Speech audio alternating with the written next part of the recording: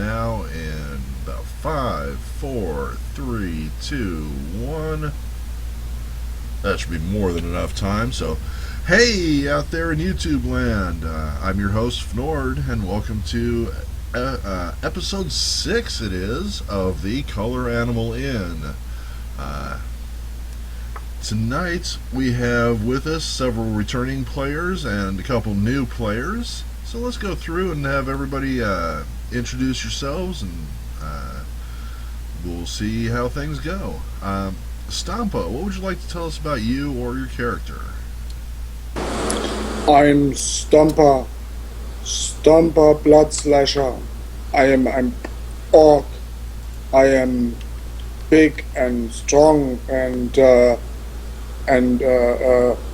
am here because there is a dungeon found, and I go inside, and there are lots of monsters, and I kill monsters and take stuff from monsters and get rich, and now I look for people I can go with, because traps and talking not good. Wonderful. Welcome to the game, Stampa. Good to see you again. Next up on my list is Nick, who's going to be playing Garenth. Nick's a returning player. What would you like to tell us, Nick? Hi everyone. Name's Nick. Usually I do play my fighter Xander, but today I'm going to try something out new.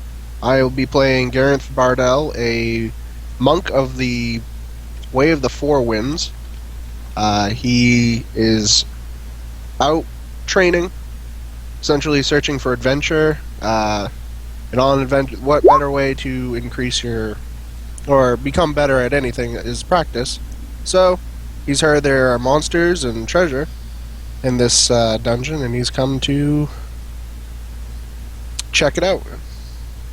That's about it. Awesome. Next up on my list is Kayla, who's going to be playing Arani. Kayla, you're a new player with us and the Color Animal Inn here. What would you like to tell us about yourself? Well, hello. I am new. I'm excited to be here. What I'm going to be playing today is a ninja character named Arani, and she is a ninja who also works as an exotic dancer to pay the bills. And she's here, obviously, in seeking out fortune and money. I've been playing for a number of years. I've been on Roll20 for about a year, and I don't know. I'm excited for the game. Great. I had to give you a male token, but that's alright. He's just temporary. We'll get you a better token when you come up with it. But I was just showing everybody pictures here. Yeah, good to have you with us. Hope we live up to your expectations. Next on my list is Vadim, or or how do we pronounce that? It's still Vadim. Vadim it is. Second time I've been here. I enjoyed it the first time. Didn't have to cancel from the last one. So, but anyway, half-orc sorcerer of the Lenorm bloodline. Just seemed like an interesting character to get to play. A lot of bonuses to perception. Just should see everything that happens in the dungeon. Hey, I've been playing since the very first Dungeons and Dragons stuff, almost 32 years ago now is when I started. So I'm old, and but I still love the game. So yeah, I'm about the same age as you. I'm guessing mid-40s. Yeah, just hit 45 this year. I'm like a month or two away from that myself. So yeah, we probably started playing about the same time. Remember those the red box and those first dice that you had to color in yourself? Yep.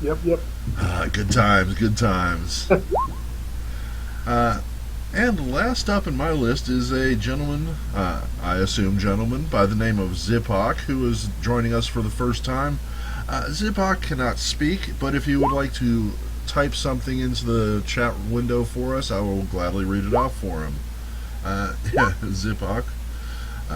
Hello, my name is Zipak. I'm completely new to role-playing games and Roll20. I'm really excited on my first ever game on here, and hope I don't hold you all back with my mistakes/questions. Zipak, not at all. Questions just make the game better. Mistakes can make it fun. We will correct you when needed. Basically, all you have to do is tell me what you want to try to do, and I'll try to make some way for you to do it. Hope everybody's going to have fun here tonight. That's what we're here for. Oh, and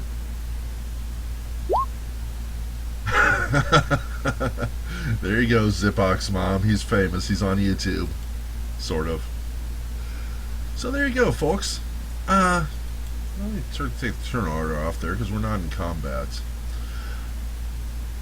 Alright, so the first thing I want to point out is that if you've been watching us on YouTube before, you'll see some changes. Roll20 just made a huge upgrade to their the way their character sheets work, and character sheets are an integral part of my game. I have tried to go through and update things so my system and Roll20 system works the way it used to. Everything should be interactive, but we are going to hit errors tonight. Anybody who can find an error, if it's one I haven't seen before and we can verify it and figure out what's causing it, I'm going to give you a brownie point tonight. So if something's not calculating right, if something doesn't work right, if you try to do something and it doesn't work, and it turns out to be a new error to me, then I'm going to throw a brownie points at you. So try doing weird things. We'll see what happens. Characters are currently set up where your character sheet holds all your information, and then you're going to have most of your abilities are going to pop up when you click on a token. Up here at the upper left corner, you're going to see a bunch of bars that pop up. And I'm going to use Arani, or Arani as an example here. You'll see that she has... Oh, sorry, it's Arani. Arani? Excellent. Yes. Cool. I will forget that in 5 minutes. He will. I will. These buttons are set up as macros, and I put the ones that I thought you would be using most often up here. For other things, you're going to go into your actual character sheet to find the buttons, but for most of the time, you're going to be using these. Rule number one, basically, of this interaction system is that you're going to always want to click your token. Before you make any button, make sure you got your token highlighted, because that's where half the information comes from. The other one's going to be the token you click on as your target. So you got these buttons up here, and we're just going to read from left to right. CMB stands for Combat Maneuver. Grapple is basically the same thing. INIT is for Initiative. We're going to hit that once per combat round. Intimidate is just a skill check. Melee, and then next to it here is Ranged. These are for any weapon that you don't already have programmed. Perception, you're going to use that a lot. Your saves, this button is going to roll all 3 saves for you at once. Then your stealth button, that's going to be a secret. If you hit that, only you and I are going to know that you're trying to hide. And then for Arani here, we got Weapon 1 and Weapon 0, which she can go through and rename on her character sheet the abilities section if she wants. And these will do her various automatic attacks. And did you actually have 3 or more of those? Oh, I had 3 attacks that I put on my character sheet. Right, so I'm going to go ahead and open you up here, and we'll switch that, we'll make that change for you to make it a lot easier. So, your first one was Wakizashi? Yeah, single Wakizashi. That's, I'm assuming a 5-foot range. Your next one was Duel? Yeah. 5 feet. And then, what was your third? The third one is Shuriken, the little throwing stars. How do you spell that? I never spell that right. It's Shuriken. Cool. And what's the range on those? Like 30 feet? Oh no, those are only 10 feet. 10 feet. Ouch. There you go. And you From my should, teenage years, I can confirm that they're very inaccurate for anything over about 10 to 15 feet. So. yeah, I had one too. And actually, I've got a really long, boring, great story about that I'll tell you sometime off the air. Uh, so there you go. You should now, when you click on your token, you should see your 3 weapons in there by name instead of just by weapon 0, weapon 1, whatever. There you go. I just had to. Okay, there we go. I had to reload my interface, and there we go. Yep, I see it. Cool. Moving your token is easy. You're going to click it, drag it, drop it. You can also click and use the arrow keys to move around. Move like 1 square at a time, like Barth the bartender is doing here. There's also another thing you can do. If you click and pick up your token and hold it, and then hit the arrow key, or the space bar, you're going to see a yellow arrow which will show you exactly how far you're moving. When you drop it, there you go. And if you want, you can pick up and set waypoints by using the space bar as you move your token. You can see him moving around. And that's all by doing the space bar. Various ways you can move. If you want to move off grid, normally you will snap to the nearest grid point, but if you want to be, for example, right on top of the bar as opposed to next to it, you can hold the Alt key down when you drop your character or your token, and it'll be exactly where you want it. That also works for rotation. Otherwise, it's going to snap to the nearest 45 degrees. And that's how that works. When you click on your token, you'll notice that some little circles are going to pop up. These are going to indicate your hit points, your the green is your hit points, and that's related to this green bar above your character. And to change that, you're going to click on it and then put in plus or minus however much damage or healing is done. There are other tools like the little gearbox and the thing with the circle and a circle and a circle at the bottom that'll throw up little token icons. We'll discuss those more here in a bit. You should know to roll a dice. You can use /R space. For example, to roll a 6-sided die, you would roll 1d6. To add a modifier, you can do +4. We'll ask for those every once in a while when I'm asking, especially when I'm doing random number tables like your treasure and such. We're going to be doing a lot of manual rolling. 99% of everything else is either going to be already automated, or we'll just do it theater of the mind style. You just sort of tell me what you want to do and we'll see what happens. That being said, that covers just about all the mechanical aspects of this. Does anyone have any questions along those lines?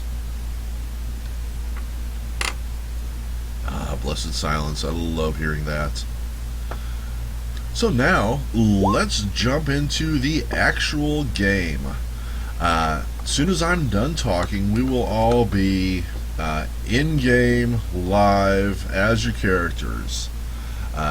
There has been some merchants showed up outside the tavern, the inn here, the bar.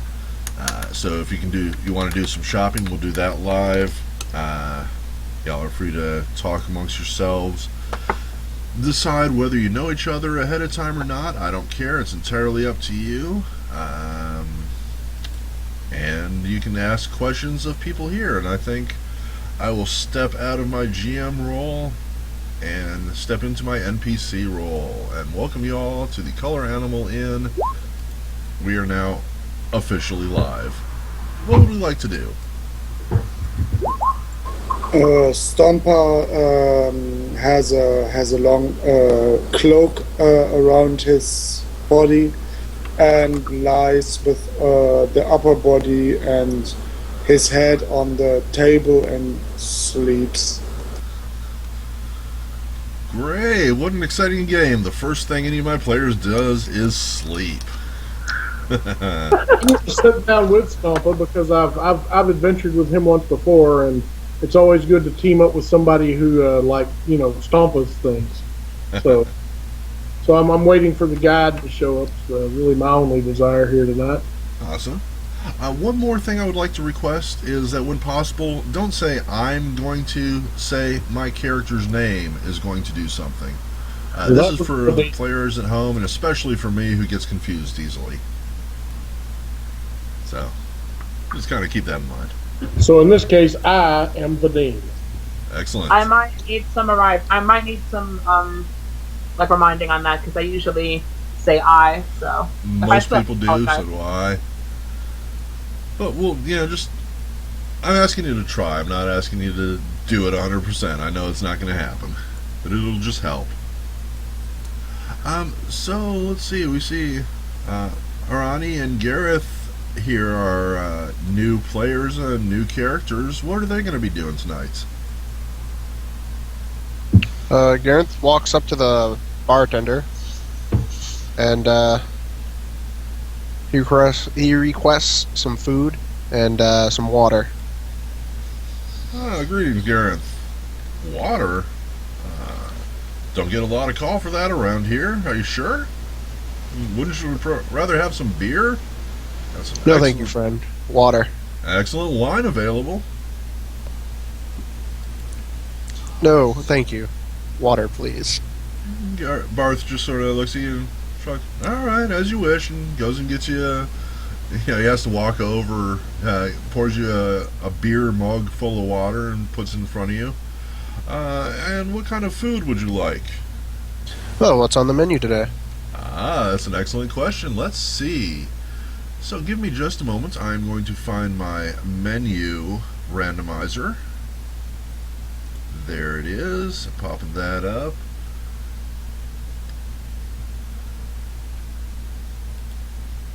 Today's menu for lunch, we offer a meal that consists of a leg of mutton, 2 goose eggs, a bowl of succotash, and an apple for the low cost of 2 silver pieces. We also have a supper dinner that consists of broiled catfish, spinach, an ear of corn, and a slice of pecan pie for 2 silver pieces, as well as our vast selection of beers, ales, whiskeys, etc. I think I'll go with the legs of mutton, please. Excellent. 1 lunch meal. Here you go. And this guy over here in the corner, the meat, comes over and gives you a slice or a plate of food to take back with you. You hand over your 2 silver pieces, no charge for the water, and there you go. I flip Barth a whole gold coin and say thank you, and I go to take a seat and eat. Barth smiles hugely and sticks it in his pocket. He's enjoying the business.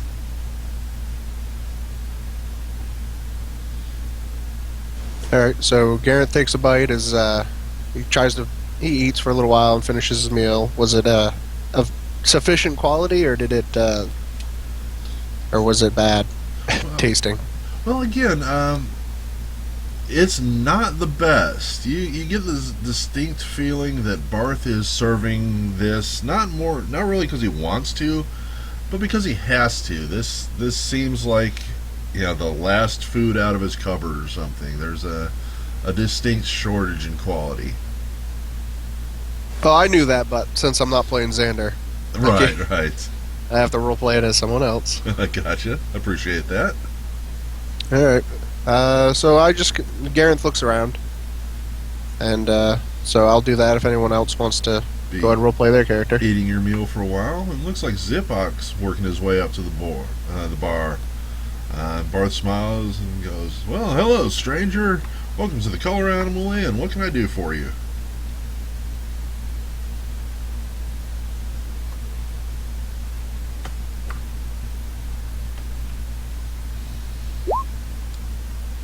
Zipok asks "Hey, sir, may I buy some ale and 1 cup of water?"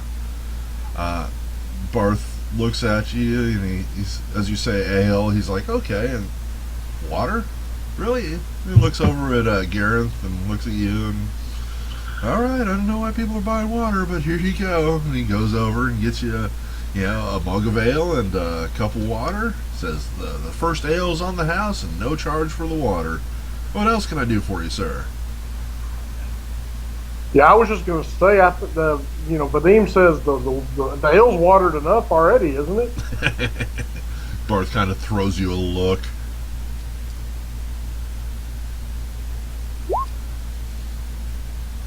That's it for now, thanks, says Zipok.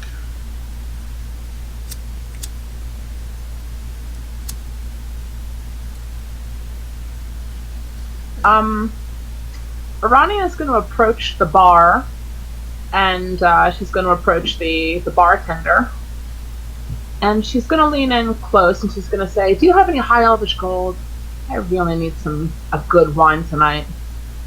Barth smiles widely. He goes, "Well, miss, we do, but I must tell you, it's a little bit on the expensive side." That. The money is no object when it comes to quality. How much are you talking? I agree wholeheartedly. Well, normally I give out the first drink for free, but I can't afford to do that with this stuff. I will sell you the first drink for 1 gold apiece, but after that it's going to have to be 3 per glass. Oh my. So money is somewhat of an object. Okay. I will start with that first glass and see where it takes me. Wonderful. He pulls out this very fancy old bottle and pours you a glass of wine. Takes your 1 gold piece, and I'm asking you to keep track of your own cash. And wishes you the best. Would you be interested in any food? Oh no, this is dinner for me for tonight. Thank you though. As you wish. And you notice that he actually looked a little relieved when you said you don't want any food. He goes back to wiping the bar. Is there an area in the room that looks particularly warm, like by a hearth or a fire or something like that?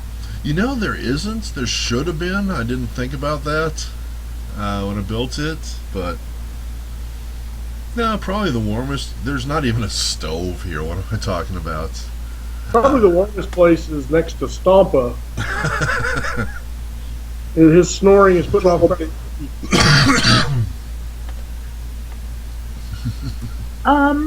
Okay. I think I'd like to then just sit right here at this table and pull out a book and start to read my book, but it's fairly obvious to anyone with common sense that I'm reading the book, but I can so easily be interrupted, and that would be just fine. I'm almost wanting to be involved. Gotcha. But I am reading a book, and I'm just sort of sitting there listening in on other people's conversations as I'm reading. All right. Yeah, this is then a couple minutes later. Stomper wakes up. The table shakes, and the 7'7" orc stands up and stretches, and his tusks are really visible. If someone knows a bit more about orcs than just there are orcs, then you would know it's a blood orc. That's something special. And he looks around and sees the half-orc shaman, and you is adventure time? It's getting close, Stompa. That's why I decided to sit with you and wait for you to wake up.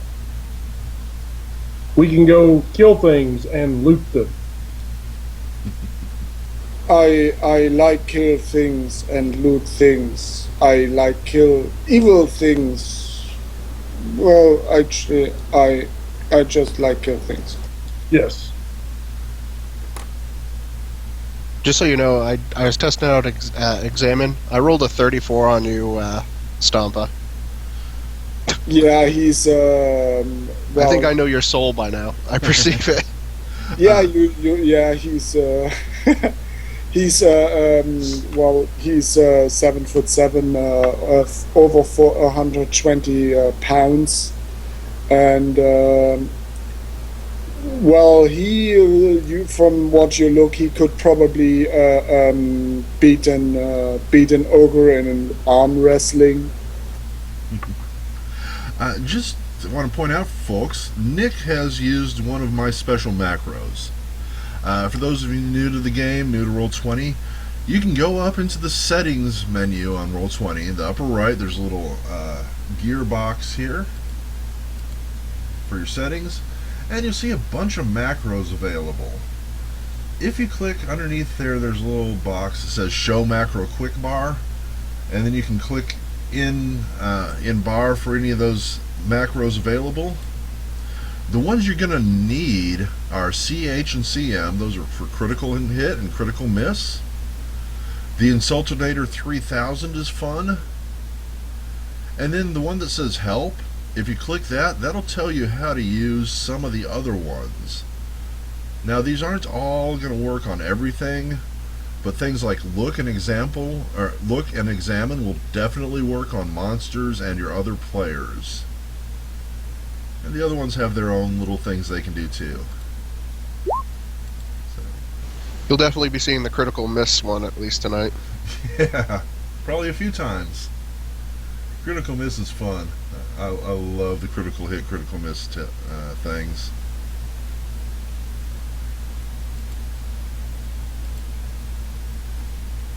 So those of you at home, if I work this out properly, should be seeing people's responses. This stuff here in the yellow, that's all stuff that the players are doing and getting responses on. Zippo walks towards Stampa and Vadim and says, "Hey, I was waiting for your friend to wake up." I won't do that to you. "I was waiting for your friend to wake up before approaching. I bought you a drink each," as I hand Stampa the ale and the water to Vadim. "My name is Zipok, and I'm looking for a group to join on an adventure. May I ask if you guys might have a spot for a hunter in your group?" That's what Zipok said. I think that's great. Somebody, I'm assuming that you know how to use that bow.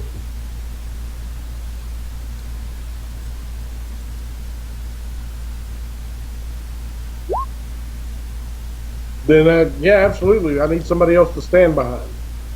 Yeah. I can make stomp from close, and you can make poke with your little arrows.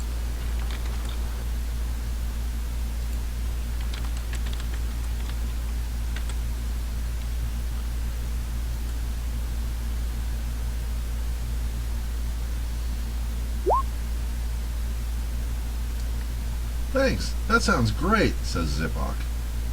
Now we only need person for traps. I hate traps. Traps suck.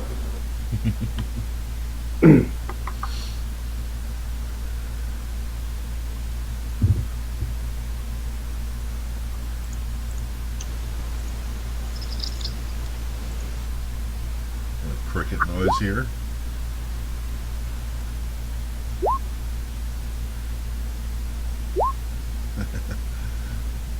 Kayla's saying out of character, I guess. She doesn't do traps at all. So y'all might have some issues tonight. That's alright. Stump is actually pretty good with traps.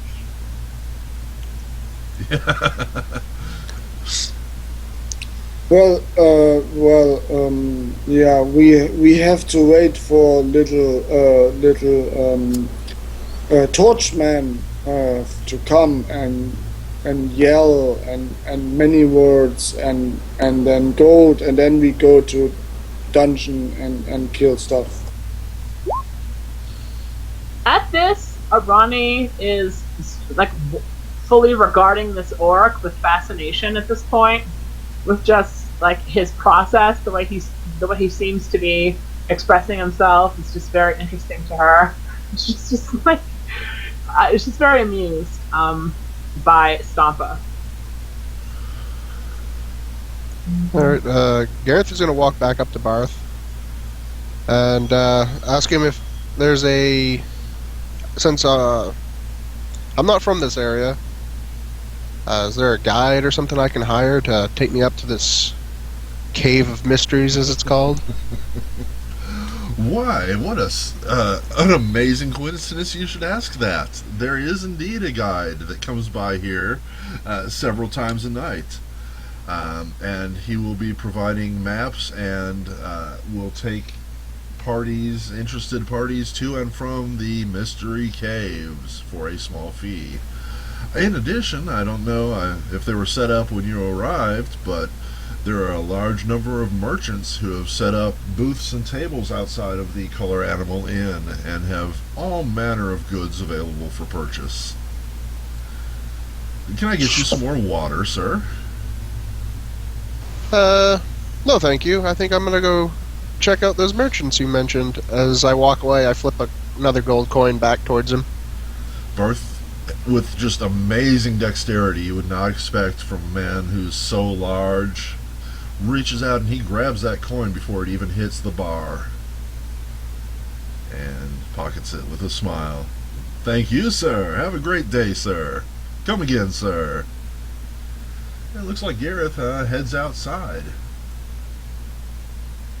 Stomper will take the ale that Zipok has offered, sniffs at it because he has the scent ability, likes the aroma, and just goop in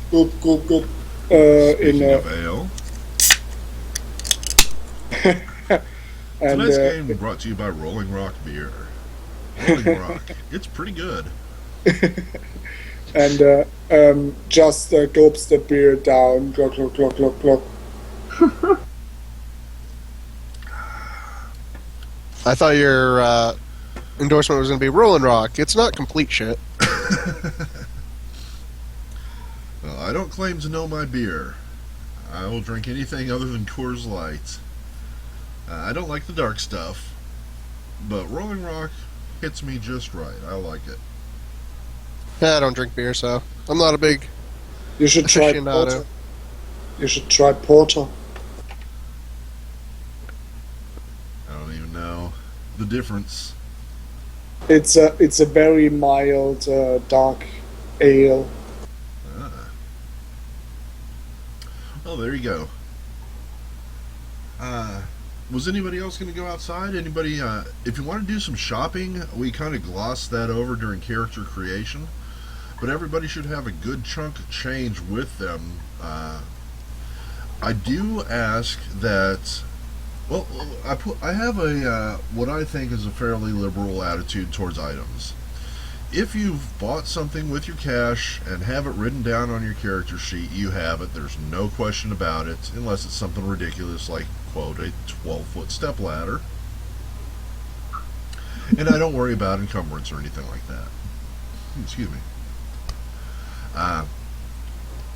If you don't have something and it just clearly fits your character, then there's a good chance that I'll let you have it even if it's not written down. For example, Zipok has a bow and arrow, so he probably has archery materials, or at least the means of repairing his bow. So I'd maybe make him roll for it, say roll over a 5 on a D100. But at least the way he's been played so far, I don't see Zipok as being a particularly, say, studious character. So he probably doesn't have like a notebook and a pen. I would say maybe roll a 75 or higher on D100 and you could have one. So you just kind of run with that. However, as far as, anything else, now's the time to get those recorded onto your sheets by using actual in-game gold. I will go and buy stuff that I can kill more monsters and get more loot. Wonderful. Do you want to come? I look to Vadim.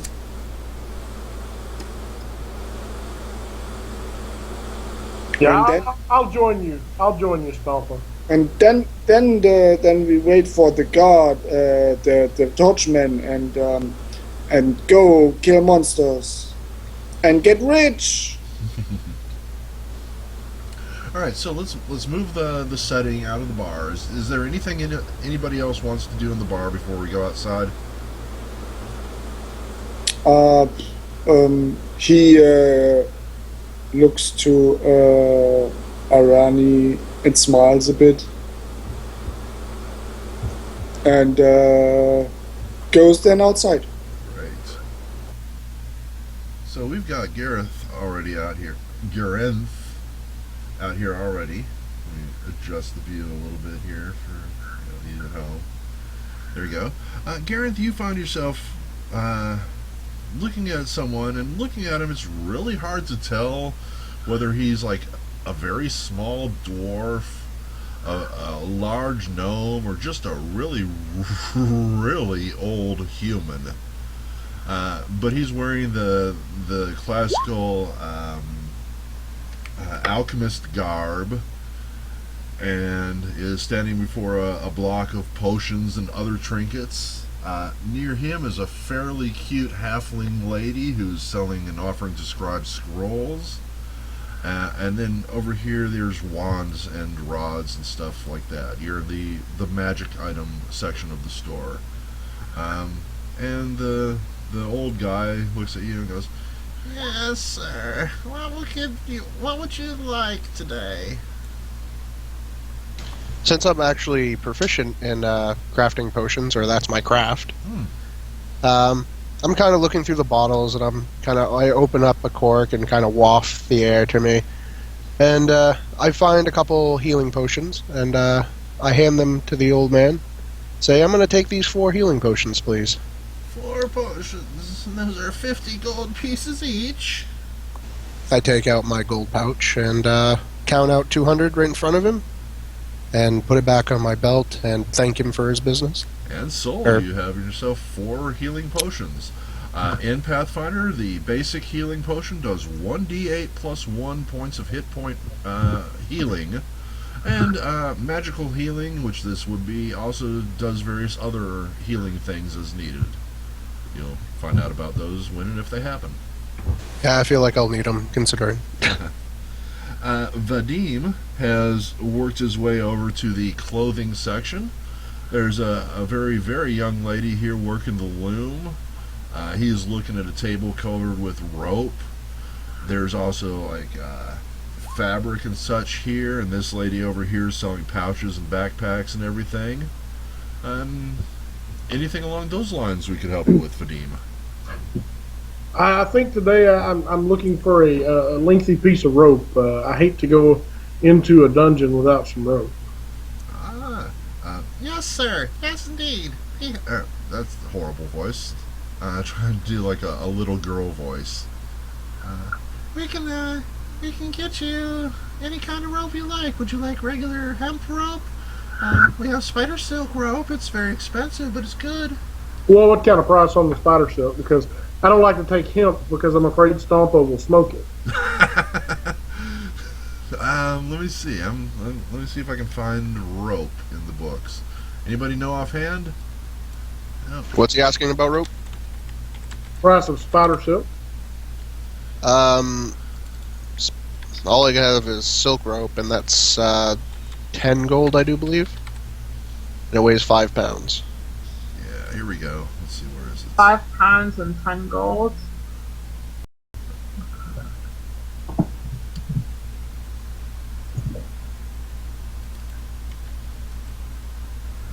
There we go. Spider silk rope.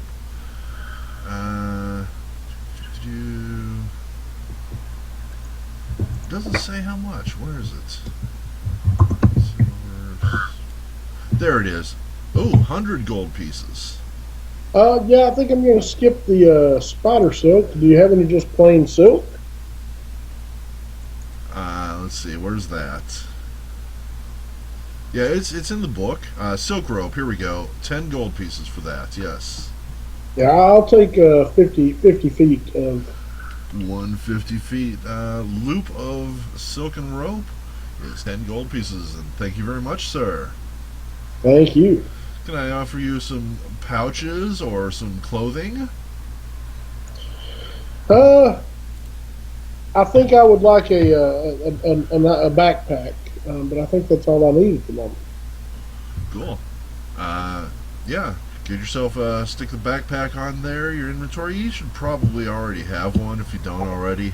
If you're buying a new one, go ahead and pay for it. I don't know what the book says. There you go. Let's see. It looks like Zipok is talking to the archery girl. This young woman looks to be in about her mid-30s. Is currently polishing off a compound longbow, and she looks up from her work as Zipok approaches. And smiles.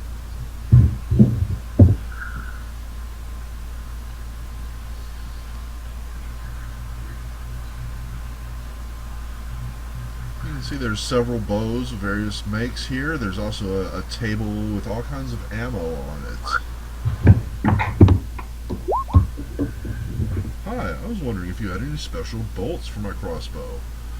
And she smiles and she says, well, crossbow bolts of all sorts. Certainly we have regular and blunt tip.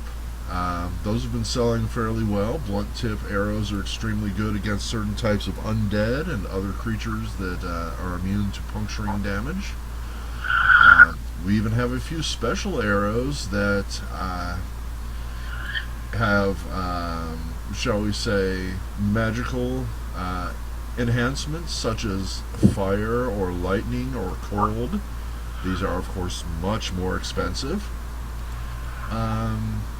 And I'm sure you can think of other things that bolts and arrows could be used for. We might have something along those lines if the price is right. She kind of gives you a wink. Fire arrows, I'm not sure. Let's see. Magical items. Making a equipment. Anybody know offhand what I would charge for like one fire arrow? Yeah, I didn't think so. Let's see. Let's get magic items.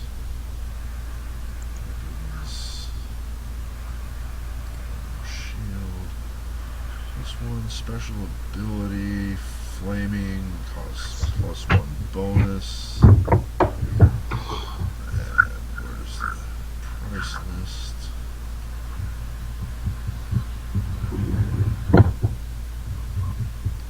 Oh, here we go. Let's see.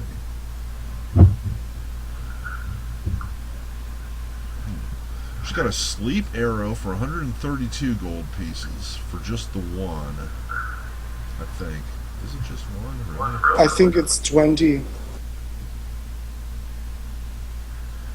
Yeah, the sleep is 132 for just one of them. But yeah, she'll give you a stack of 20 fire arrows for 100 gold pieces. And each of these arrows will do an additional 1d6 points of fire damage to any target.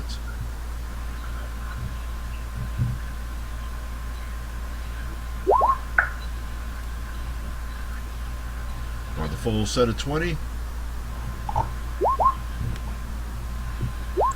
Awesome.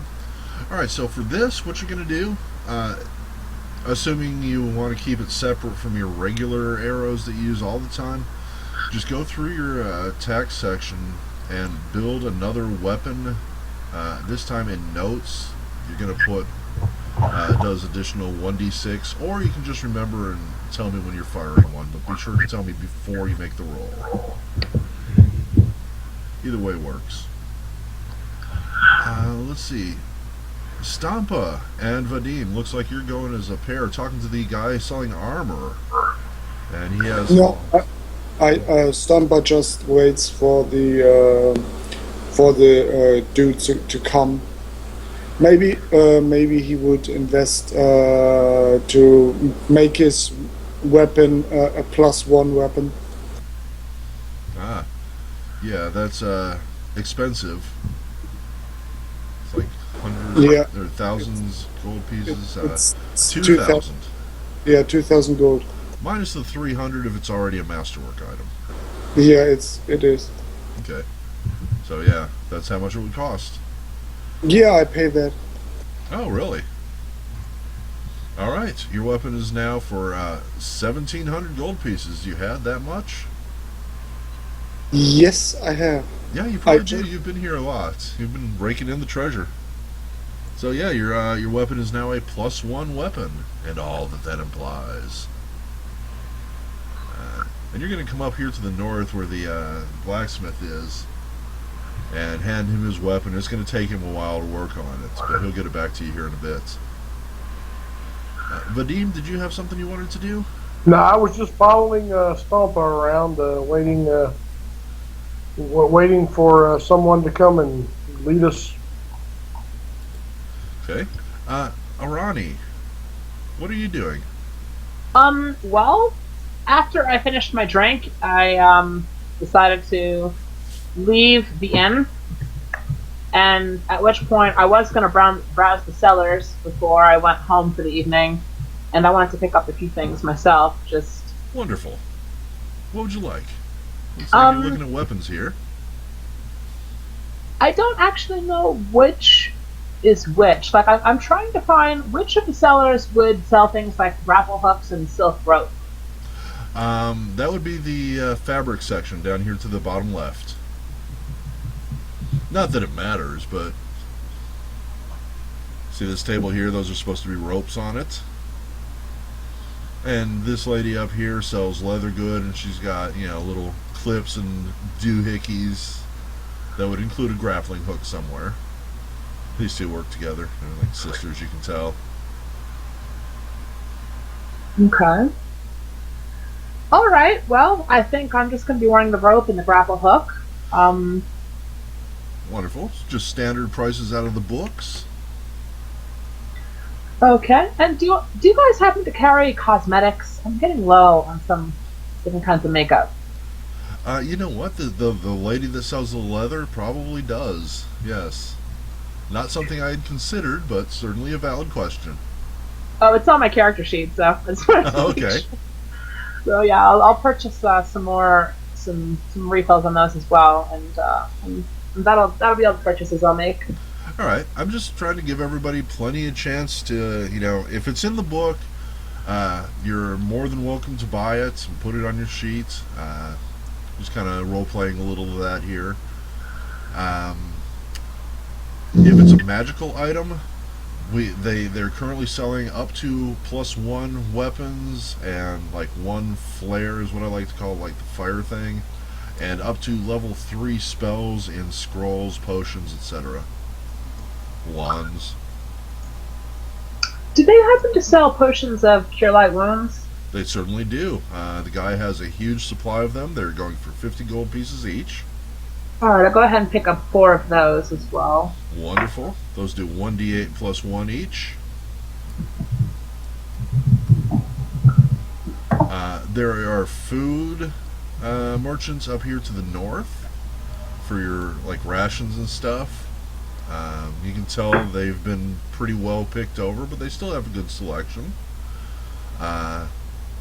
Got your weapons, got your armor, got your magic, got your ranged. I can't think of anything else. I mean, does anybody know of something that should be here that isn't?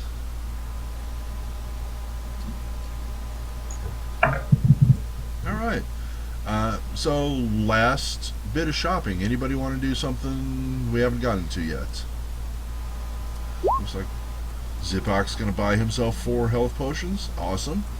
200 gold piece total. Just write them down under your items section. Everyone keeps track of your own items. What else, Zipok? Stomper just waits for his sword to be finished by the mighty dwarf enchanter and just watches excited. Excellent.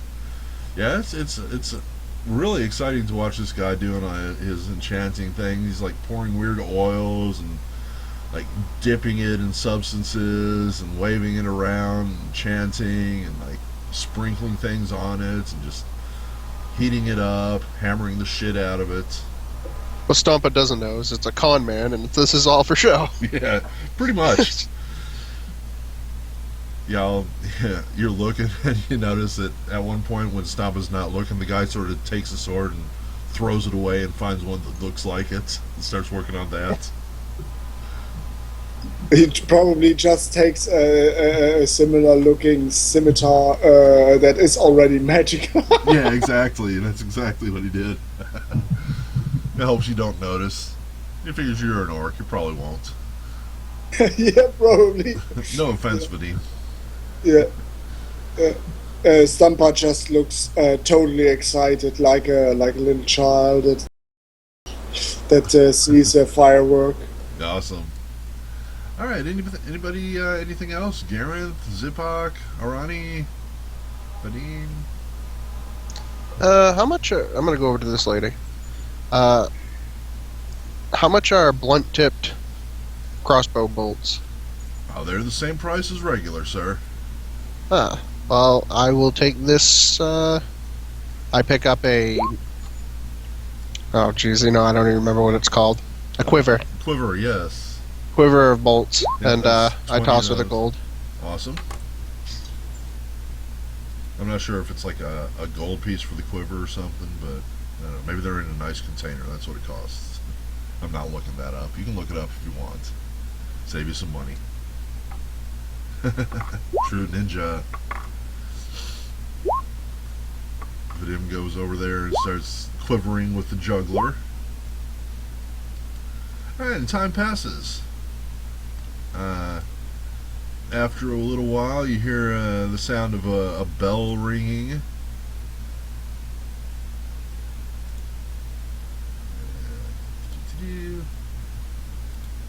A young man, human, covered in packs, pouches, bags, got all kinds of stuff strapped to him and carrying it around. In one hand, he's got a torch. At the bottom of the torch, there's a sign, and he's kind of waving with his other hand, ringing a little bell that he's got attached to him. He calls out, tour guide to the mystery caves. Hey, Stampa, how you doing? Tour guide. Torchman. And he comes up and he kind of gives Stampa a big smile and a salute and says, "You ready for more, huh, big guy?" Yes, more monster killing. Ah, wonderful, wonderful. You know the price, big guy. Holds out his hand. Yeah, Stampa takes 2 gold coins and lays it in his hand. Wonderful. Thank you, sir. Thank you. And he hands you a map. He gives the map to Vadim because he can't read maps. The guide smiles and looks around as the crowd around him grows. Well, hello, everybody. Hello. Are we all for the tour to the mystery caves? 2 gold pieces. I guarantee to get you there. Can't guarantee I'll get you back. That's up to you. Gareth laughs. I have no problem with that, and he hands him 2 gold pieces. Cool. Vadim hands over 2 gold pieces.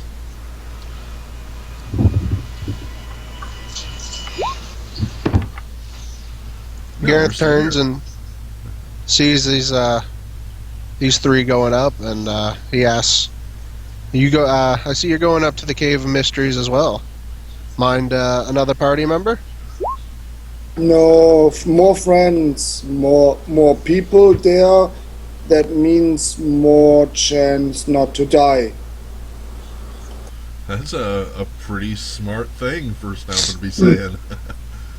Yeah, that was one of the wisest things I've ever heard from Stompa. Yeah. What are your numbers again, Stampa? I'm not sure you're smart enough to think that. Nah, just Maybe the kidding. potion. Maybe the potion helped. So Ziphook reaches over and hands the guide 2 gold pieces. Looks like, is that everybody? Oh, Gareth hasn't paid up yet, has he? Yeah, I did. I just Oh. paid him. Okay, yeah, okay. I think I just Iran. didn't type it. Gotcha. There you go. Arani didn't yet pay. I have not. I'm not there yet. I'll walk over and stick my head in the door and say, "Anybody else want to go to the caves? We're heading out now."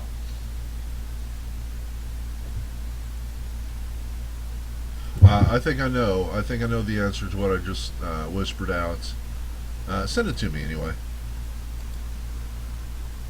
Gotcha. That's what I thought. Okay.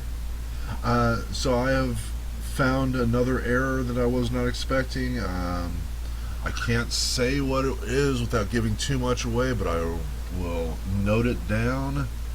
And I'm going to send out a whisper. If you don't get a whisper, ignore it.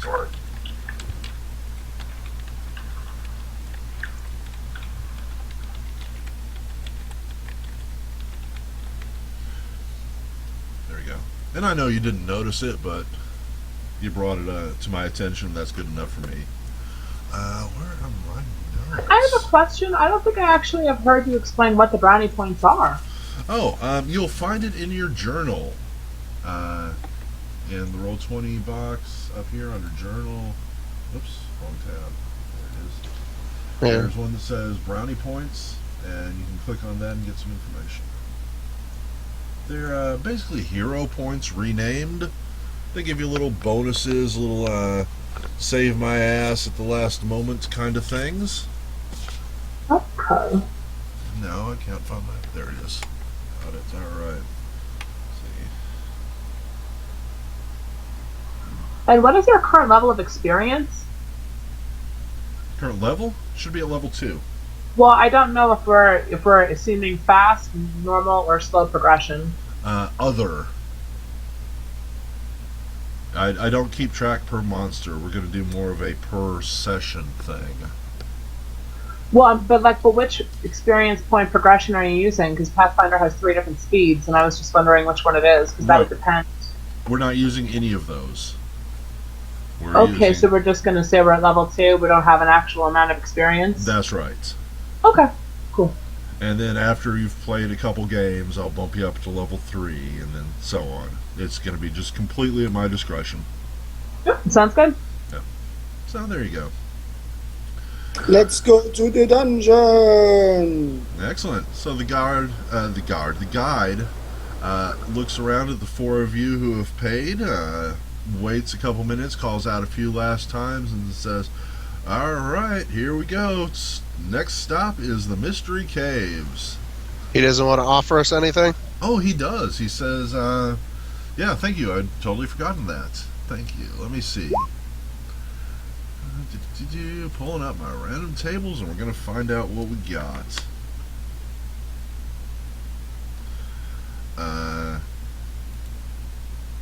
He looks very, sheepish and smiles and starts pulling out his goods and says, "You know what? You're right. I almost forgot to sell you my special wares. Let's see.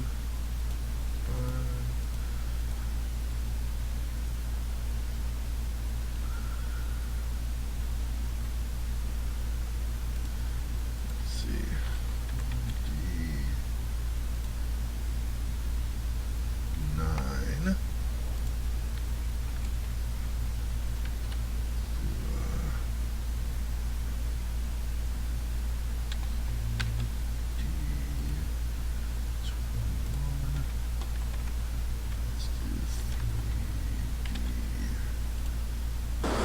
By the way, to say that you are in greater numbers, stronger and less likely to die is actually not that smart, because animals hunt in packs.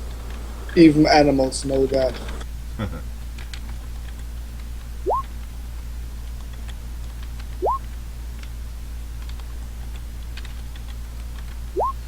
There we go. Alright, the first item up for bids tonight is this lovely rope net. A silken rope that measures 10 feet by 10 feet square, can be thrown to entangle your enemies. And I have this for sale for 4 gold pieces. Stumper shakes his head. It's a wonderful item. And I played a 1.5 year long game with some people not too long ago, and one of the players' favorite items was a net. And there were little invisible imps flying around, and she would catch every single one of them and then cut off their fingers. Or I think she got their whole hand, actually, and she ended up with like a whole collection of them. Pissed me off because the net worked really well against them. Yeah, What a that's wonderful person. Yeah. Feet tree. Alright, nobody interested in the net. What else do we have? We have... well, no adventurer worth his salt is going to go somewhere without their flint and steel, are they? Offer you a wonderful fire-making kit. Has, the flint, the steel, comes with little bits of tinder, some stropping leathers, whatever you need for fire. I don't even know. 1 gold piece for one of those. Zipok's gonna buy that. Wonderful. There you go, sir. Everything you need to start a fire. 1 flint and steel for 1 gold piece. Alright. Next up, we have something special. This is going to be let's see, number 18.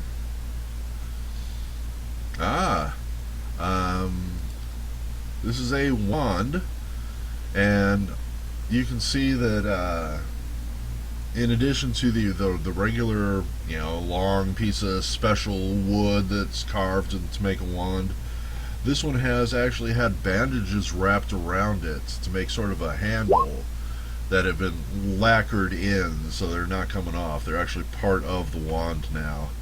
It says this slightly used wand of cure light wounds, guaranteed to have at least 20 charges still in it, and I will let it go for 300 gold pieces.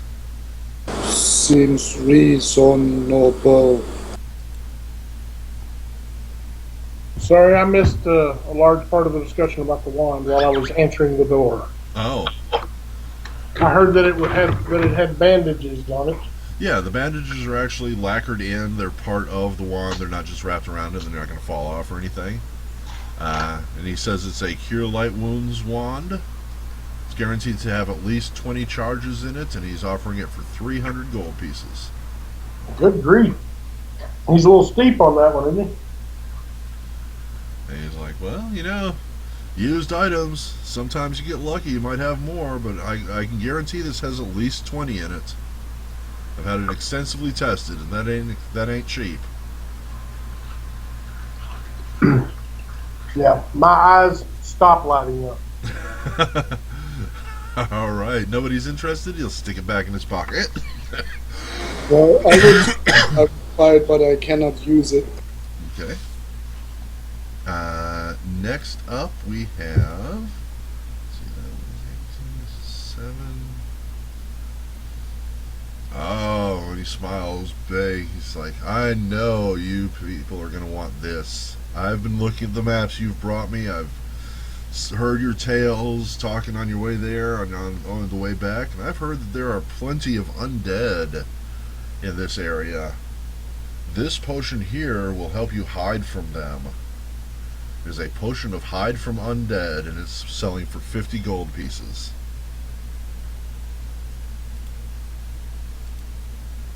Does anyone want it?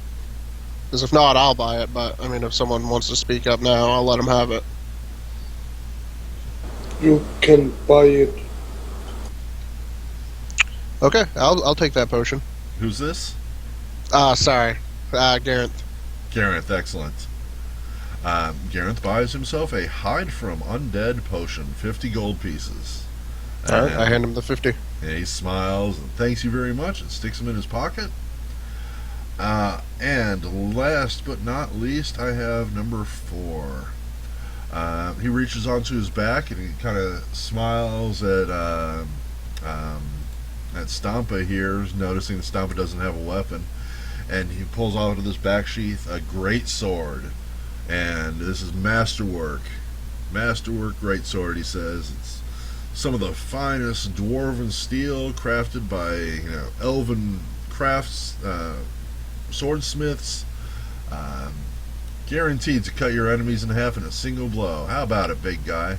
I will sell you this masterwork great sword for 350 gold pieces.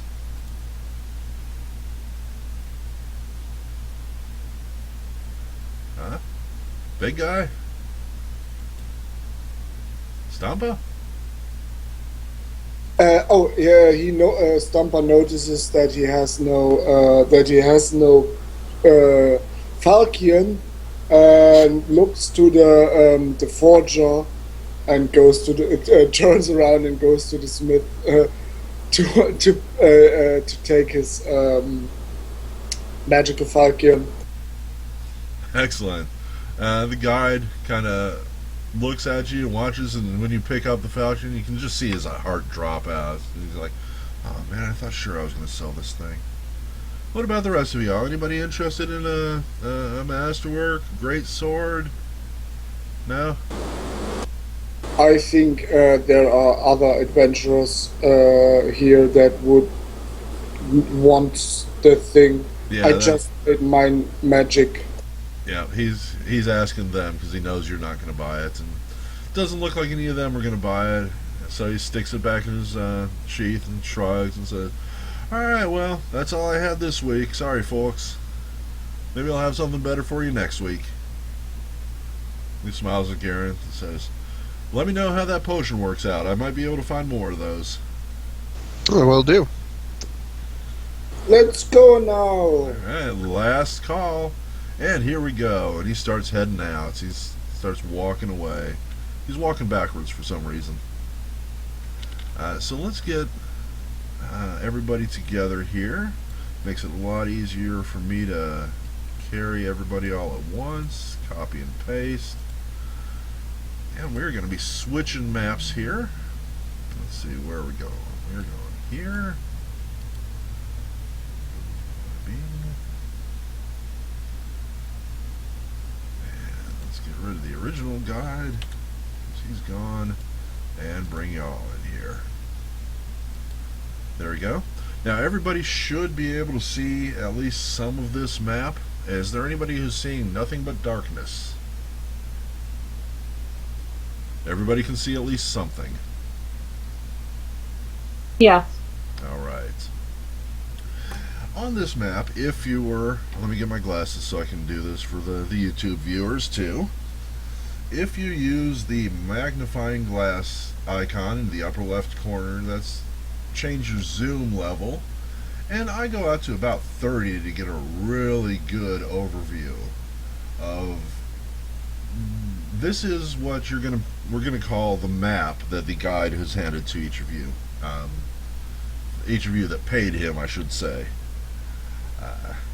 Arani is not here for some reason. She stayed behind. But the rest of you got a map, and it's showing you... I see my token on the screen. Shh. Secret. What you're seeing here is a map of the area that has been filled in by players, the other adventurers that have been here before. You're going to see a lot of spots like this here, right here in the corner next to you, where I'm pinging, that are just like a torch and a little rectangle. These are entrances to the surface. These have been mapped out, located, and not explored, but have been marked so they're easy to find. You can choose any of these to enter. If you see a room, then it's probably got stuff in it. These are notes left by previous adventurers, so you kind of know where you're going to go. Some of the hallways are open, some of them are not. Some of the doors have been opened, some have not. And as you go through, we're going to reveal more and more of the map so you can know where you're going. The guide, as part of his service, will lead you to any area visible on this entire map. So the party needs to decide where they're going to enter and how. Also might be a good time to talk about what we're seeing here and what has happened in the past. Lots of stuff. Yeah, I think we should maybe try to go in on this side because there's a little less exploration. Yeah, I would look at this side as well. Where are you looking? Up, down, left, right? Yeah, maybe like down here, bottom. It'd be bottom right. There's a Okay. couple of entrances and a lot of unexplored area. Ah, yes, indeed.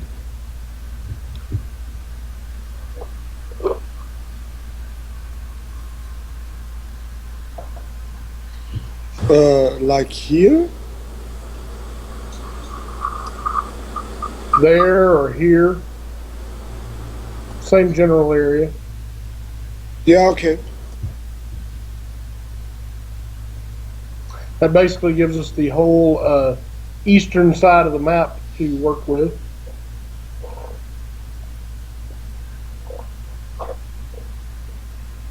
Yeah, I'm fine with that. We can go whatever. Seems reasonable. Zipak has something to say. He says, I'll follow Stampa and Vadim since they've been here before. Yeah, so move yourselves as close to the entrance you want to use as possible. When necessary, I will move your tokens in. Yeah, the total down right, the first entrance. Just the one right here at the edge. Trying to Yeah, ping bring directly at the everybody. edge. Directly at the edge, the one. Cool. Alright, so I'll just go ahead and move the whole group down there. Give me a second. So Zipak, I'm going to move you back. Grab everybody and move them all together.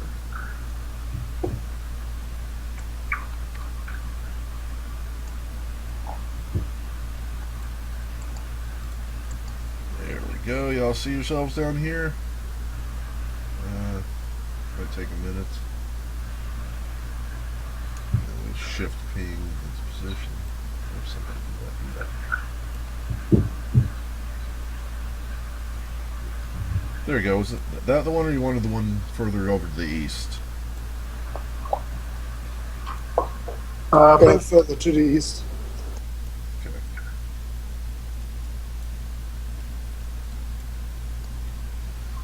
Excellent. Let me do some adjustment for the views. is Roll20 lagging really bad, or is it me? It's probably me causing it to lag really bad, yes. Okay. Are you having like 30 seconds between things happening? I don't know about 30, but it's a significant, just a scroll. Yeah.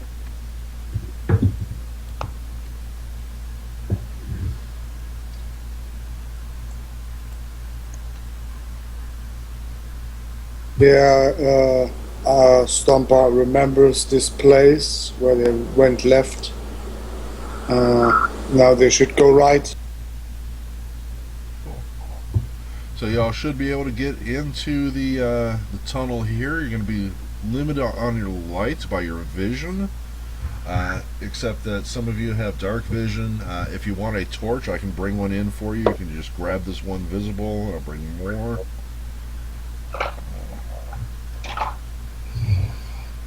There you go.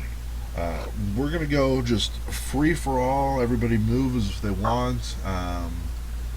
I will ask you to stop when something interesting happens, and we'll go into initiative order at that point.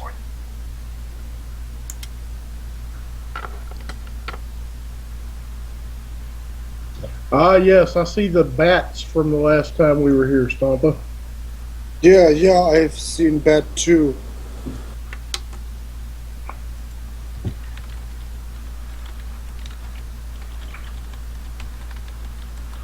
Anyone know traps? You do not see any bats or anything along those lines. It's a nice, ancient, dusty, clearly man-made tunnel. I'll give a nice sniff. All right, Vadim makes a perception roll. He doesn't know the results, but I do.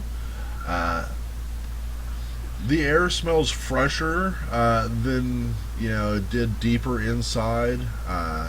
just because you're near the entrance, but it's still definitely some very dank, very old smell to the place, as if it's been, buried underground for 1,000 years, which is exactly what had happened.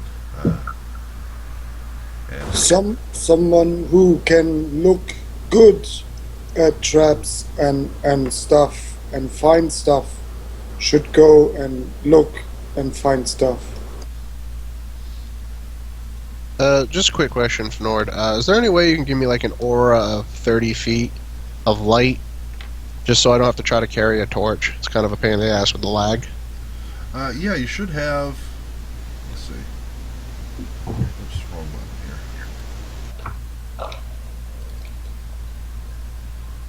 I got your vision down for 30 feet. Yes. Are you not seeing that? You should be. Well, I meant like let's say I take out a torch and I turn it on. I don't turn it, but I light it. It would give 30. Yeah. Give Yeah. 30 feet of bright light, whereas this gives me like 10 feet of. Looks like 10 feet of bright light and looks like 30 feet of dim light. This is Nick, right? Yeah, Garrett, whatever you want to call my character. Oh, I was looking at the wrong one. I'm sorry.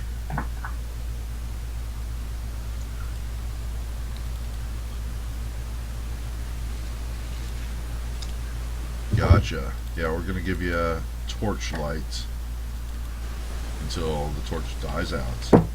All right, thank you very much. It's just kind of a pain to. Yeah, I know what you mean. I guess I will walk out in front with my enhanced perception skills and look for traps. Wonderful. Arani, are you able to see okay? Yeah, I can see fine. What I was just trying to describe what my character's doing. As everybody else goes in, as everybody approached the entrance, I, came out of the shadows and I paid the guide, and I entered the cave, and I'm sort of just, how like when you just kind of start walking with a group of people, even if you haven't been invited. I'm gonna start doing that because I have a feeling that this orc is gonna lead me to action. I don't know why. I just get the feeling that he's an orc of action. So, what this torch here is I'm going to cast the light spell on my wakizashi, having it drawn, so it's going to be like a torch. Gotcha. So it's not an actual torch. Yeah, I'm gonna go ahead and change your vision to match that. Okay, it's low light and it's a torch, so.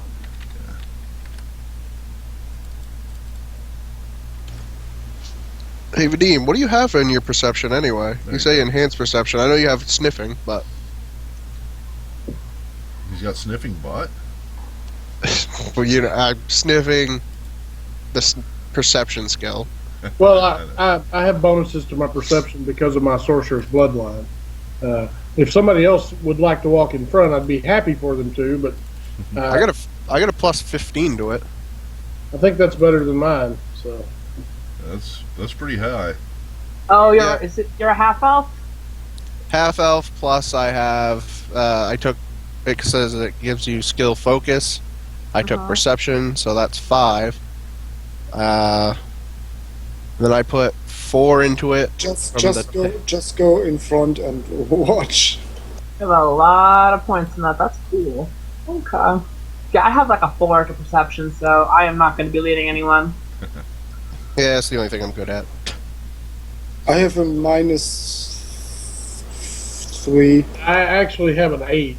So yes, it'd be better for you to walk in front. So all of y'all look behind you and you notice this ninja following you. And I can't say for sure which is weirder, to notice a ninja following you or to notice a ninja following you. Yeah, it's very clear that I'm not trying to hide myself at all. I'm just going, hey guys, what's going on?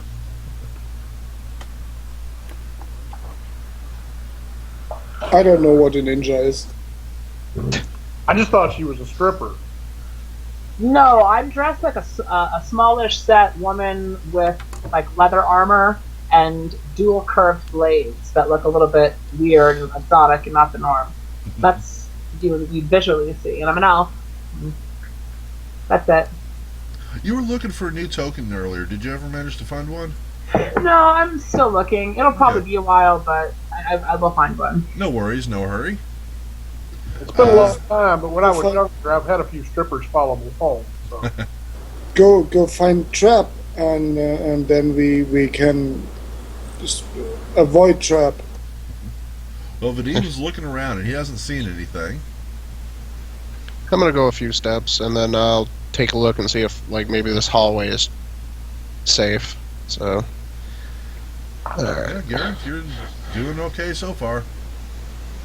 for Remember, me, about every 30 feet, I'm going to sniff again. all right. Oh, I forgot. Perception's already in there. Yep. There we go.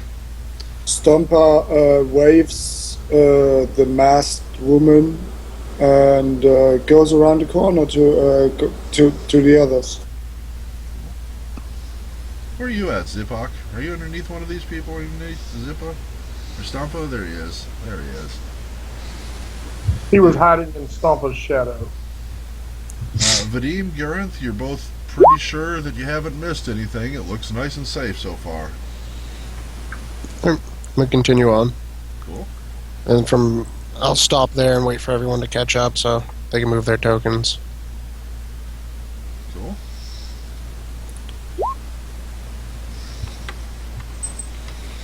I do need everyone to stop now. Make sure you don't end up in the same square as someone else. You got to be in your own square. I'm not certain exactly where the rest of the party is or how to find them. Go ahead and move 6 more squares or less, Kayla. Or fewer, I mean. Oh, here we go. Excellent. I'm going to put this torch back so you don't lose the entrance. Vadim halts the party. He kind of raises his hand, maybe taps Gareth on the shoulder, whispers or something. I'm going to send him a whisper. Give me just a moment here.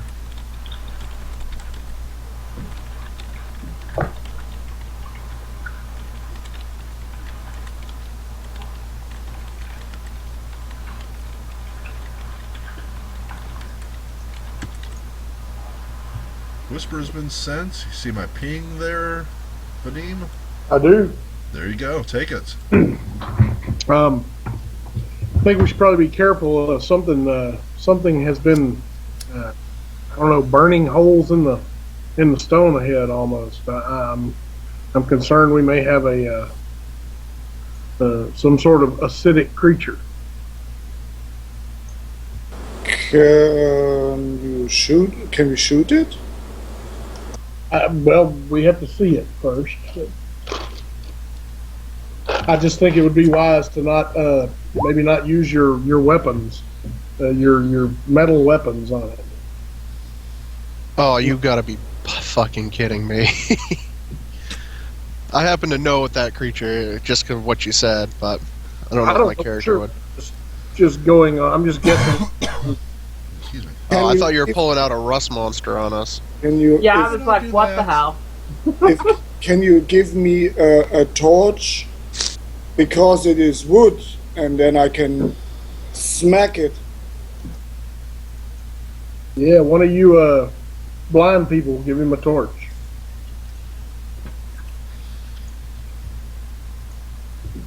It's You don't not- have any torches, Stompa?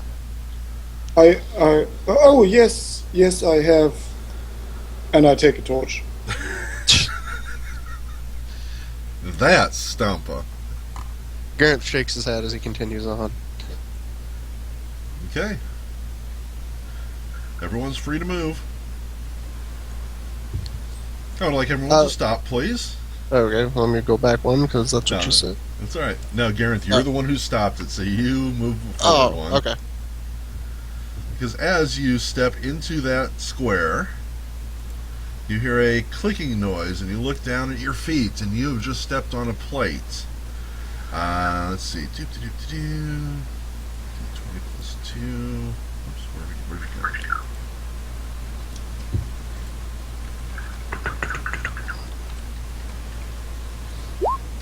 I'm guessing a 13 doesn't hit your armor class? No, it's got to get a 15. Okay.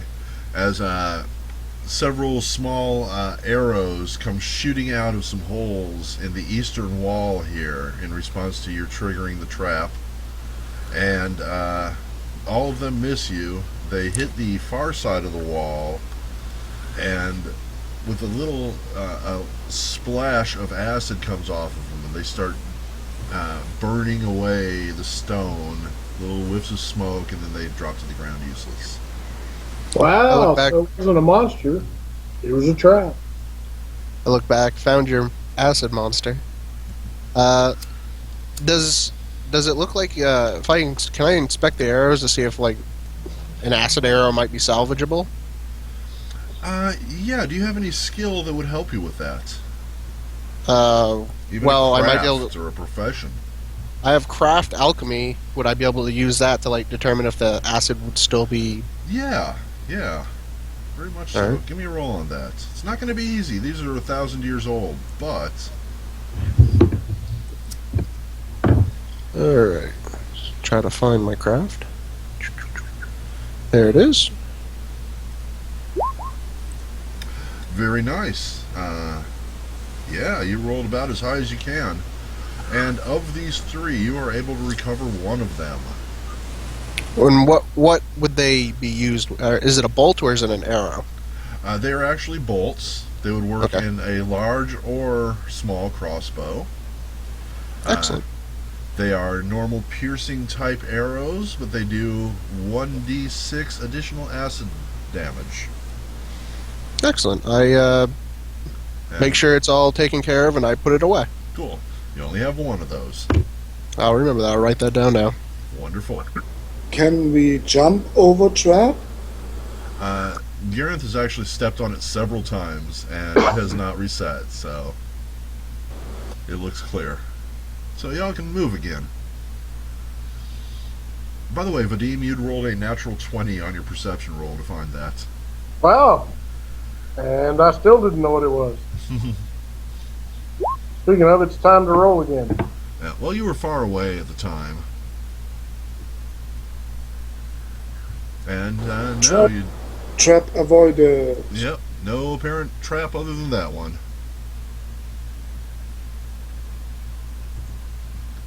Alright, sorry about that. I just had to type that into my character sheet. Alright, I'll continue on, and after, I'll probably take 3 steps around this corner and make another perception check. Cool.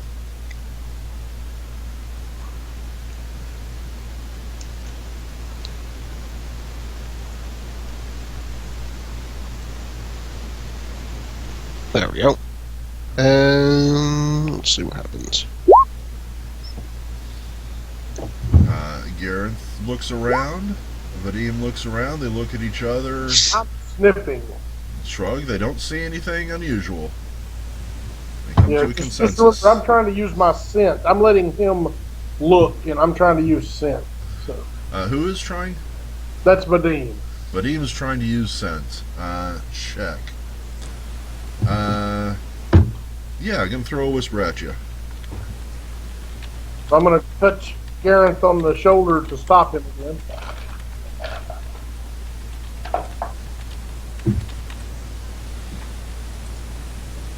Whisper scent. Feel free to move, folks. All right, I think we're close to another entrance, maybe. Very fresh air blowing through. Now that he's mentioned it, you notice that yes, there does seem to be a very slight breeze. But you do notice your torches are flickering, and the air doesn't smell foul or aged at all. It smells relatively fresh. We should find monster and slay it. Well, we're trying. And I'm going to take another step and then I'll look down this hallway.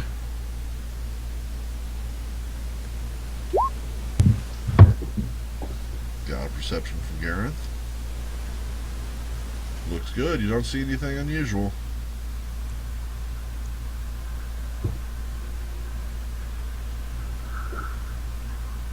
Where is a cloaked woman?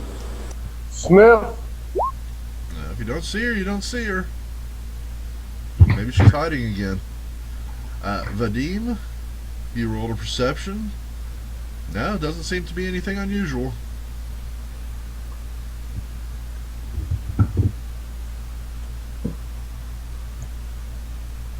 You can come closer. We will not hurt you. I don't like sneaky around me when I cannot see. I'm going to come forward and in perfect orc, I'm going to say, I'm sorry. I was shy. My name is Arani. I am Stumper, and nice to meet you. And you Holy can crap. you can speak very well Orcish. Thank you. I had a good teacher. Very, very severe. We just walked in a circle. He laughs a bit and goes forward.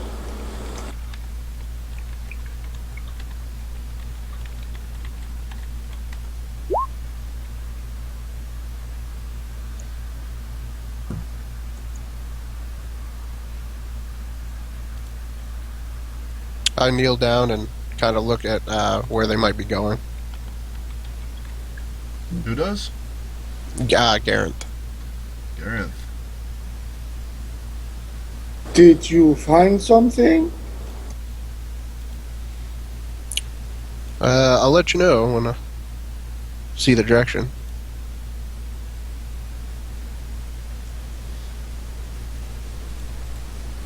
Huh. It looks like someone's been here, and looks like they went That this should way. not have happened. Folks, hang on a second. I just doubled everybody, and I didn't mean to do that.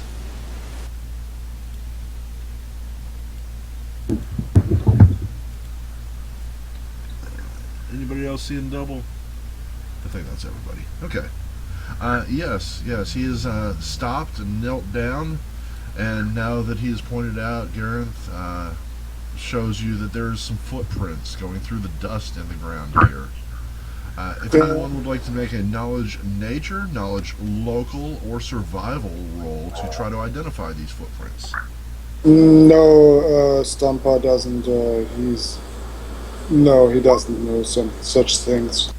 Zipok looks at them and thinks for a moment. Zipok, to make this roll, you're going to go into your character sheet to the skills section, and right next to the skill, there's a little button you can press.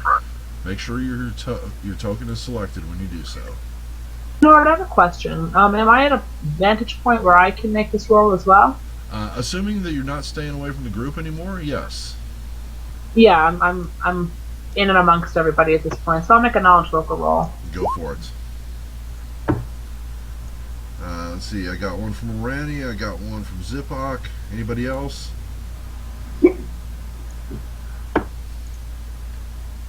Alright, Zipok notices that these are the footprints of some sort of a humanoid, but can't tell anything useful beyond that.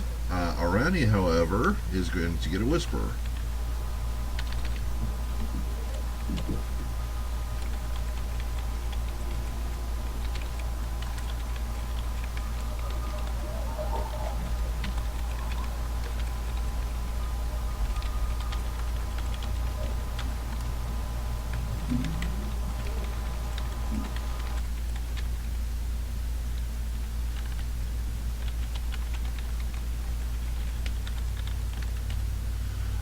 Whisper sent.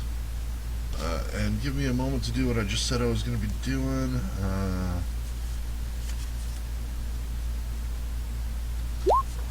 If I can find it. I cannot. The Sharp Tooth Clan, I believe is the name. The Sharp Tooth. Okay. I'm gonna call over Stompa and point at the prints and say to him, "Are you sure these don't look familiar to you?" Familiar? Why? Zipok says, they look humanoid, I say, but I haven't seen anything like this before. They're I from a would local sniff. tribe. I would go at the on my knees and sniff at the traces. Give me a perception roll.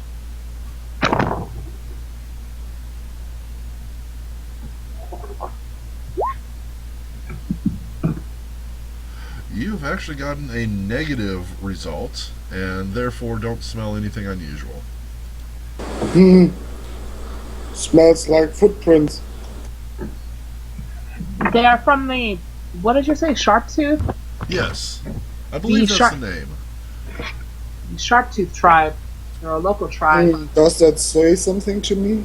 Does that ring a bell? Yes, if you remember several sessions ago, y'all had met some orcs that were coming in here for furniture. This is the tribe to which they belonged.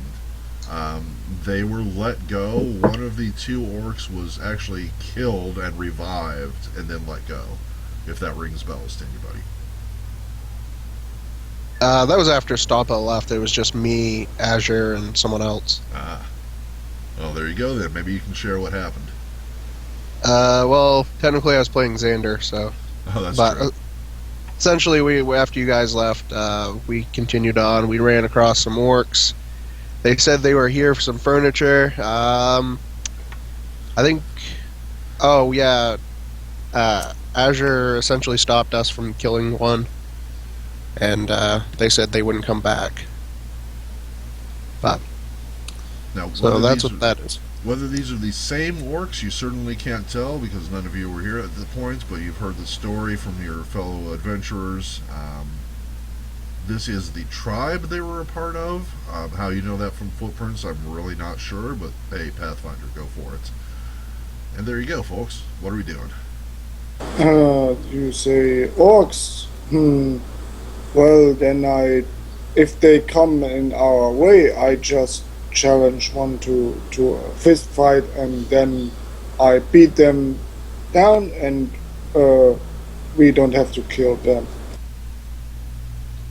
I'm going to use my scent ability to try to judge how fresh these tracks are. Excellent. That's a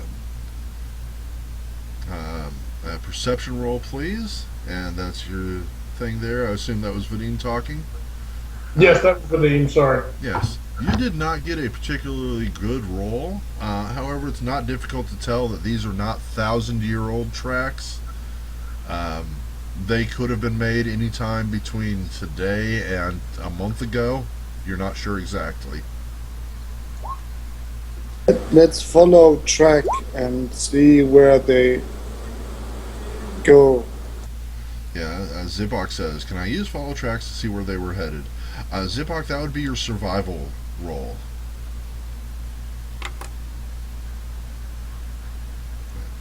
You already made that. And based on that, it's not difficult to tell they're going in both directions, to and from this entrance.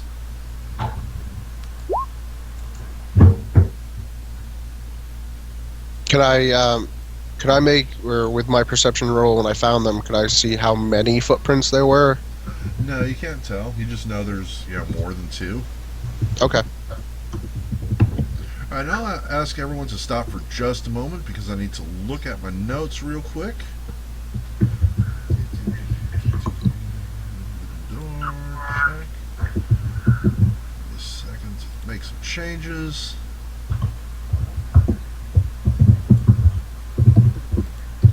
Tools. Doors, there's doors, there's a wood door. Layer, token layer, check. There you go. And Gareth, you notice the wooden door at the end of the hallway here, which you may or may not actually notice. And alright, go. There. I'm gonna continue on a little. Okay.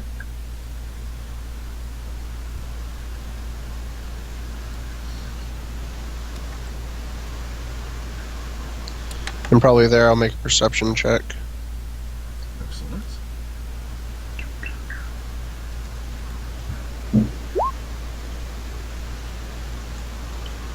Whisper coming at you, Gareth. Okay.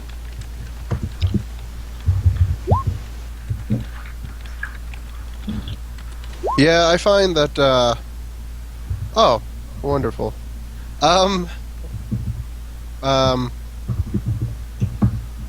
find that if you reset your resolution on your computer, it tends to help just a little bit. what I do to counteract it. So Gareth stops in his tracks, and can you hear which way it's coming from? It's coming from this way.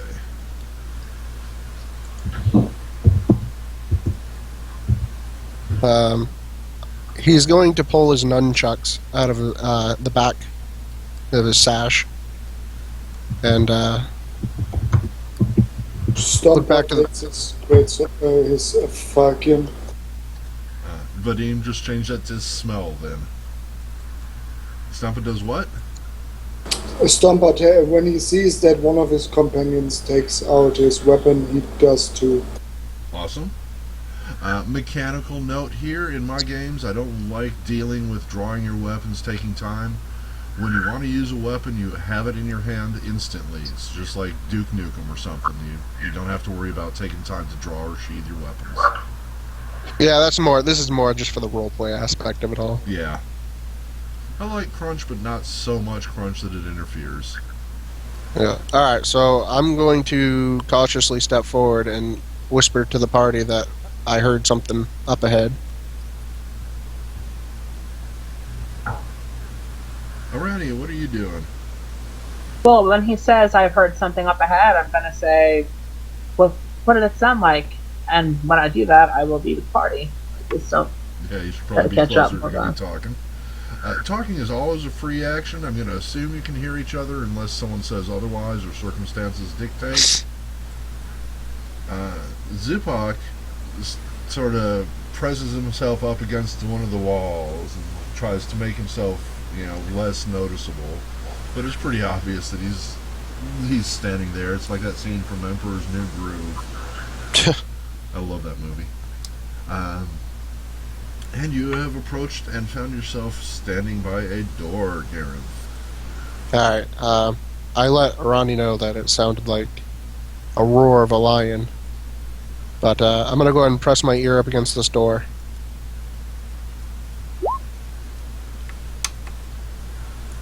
Whisper coming to you, Gareth. Okay. as soon as I hear the word lion, my other blade is immediately in my hands. I probably rolled like a crit fail, and it's actually like a little kitty cat. I'm going to use my scent ability at the door. Oh, you bastard! I hate random generators. Would one of them sound like a snake? Would one of them sound like a goat? And would one of them would that kind of be what it sounds like? Yes. Oh, interesting. Would I know what that? Would my character know what that is? You can make a knowledge nature roll. Is knowledge nature one that has to be trained to use? Yes. I don't think I have that one. Okay. You can argue for some other knowledge or skill, and I'll think it over. All right. Well, let me see what I happen to have. That Knowledge Arcana would do magical beasts. You could, if you have knowledge Arcana, go ahead. I let him know it sounds like, it sounds like an entire zoo in there. It sounds like goats and lions, and I even hear the hissing of snakes. Wow, all I smell is orcs. But I am standing right behind Stomper. But should we charge it? If we charge it, we could surprise it. Would a knowledge history of hearing all these animals all at once, would that, maybe the history of, a beast like this? Yeah, I would accept that. It's not particularly relevant, so it's going to be really high, but... Yeah, the only other thing I have would be, yes, that I might be able to argue would be, knowledge religion, but I don't think it's a religious-based creature. It's even less religious than it is historic. And Zipak can answer your question if dungeoneering would help to ID them. That yes, it certainly would. Again, not as much as nature or something would. Gareth has thought about it and come up blank. Zipak, if you want to make a dungeoneering, if you have at least one rank in that skill, you may make that roll. I know what it is because he's hearing all these animals and I smell orcs. It's Noah's Orc. Oh, God. Is there a possibility that Knowledge Arcana could cover it? There's a possibility. Zipok has come up blank as well. Go ahead and roll that. Vadim, that pun was horrible. That was absolutely terrible. You have earned a brownie point. Thank you very much. I'll be here all week. Tip your waitresses. I also built on the joke another joke. And what is that? Just Oh, for me to race 2 women on my yacht? Yeah, I got you. Arani thinks that she doesn't know what it might be.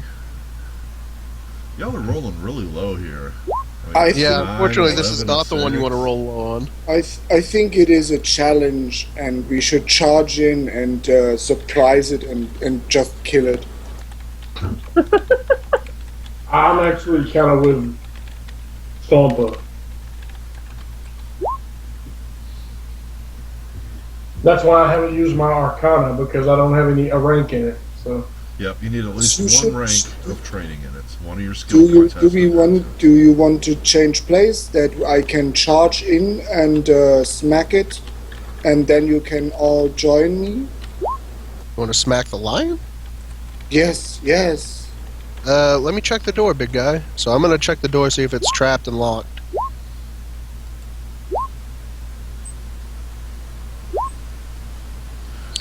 CS means class skill. That means something that you, as you're training and whatever your class is, would give you bonus abilities in it, but you still have to train in it at least once to get those bonuses.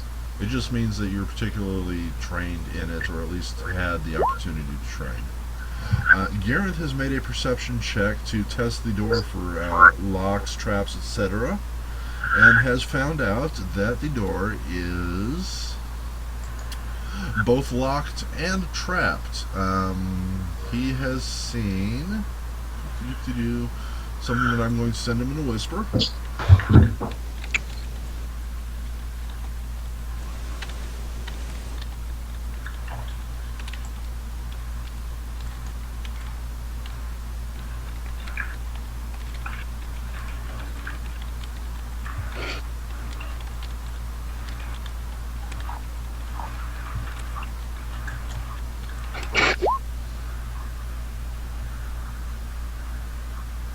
Whisper has been sent.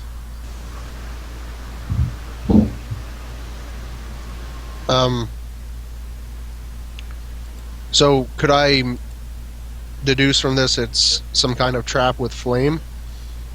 That would be a reasonable deduction. Could I look around and see where the flame might come from? Make me a knowledge arcana. I don't happen to have that one trained. Spellcraft? Nope. Then you have no idea.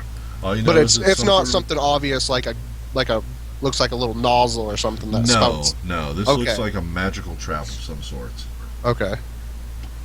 I point out to Stompa. I say, Zipok wants to check it. I tell him to be careful. There's a magical trap on this, and I think it's gonna blow up in your face. Now, When he says that, I'm going to spellcraft it.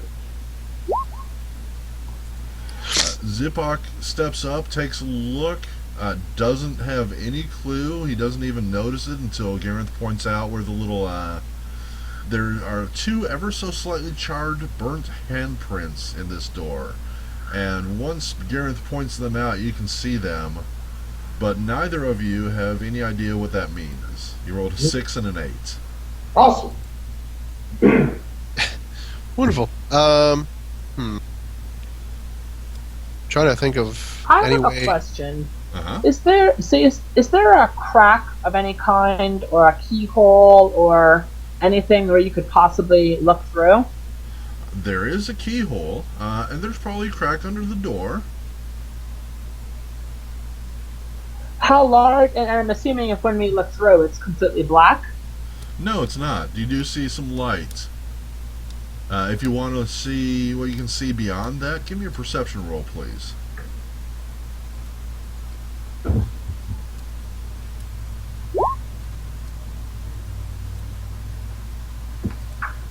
Alright, let's see.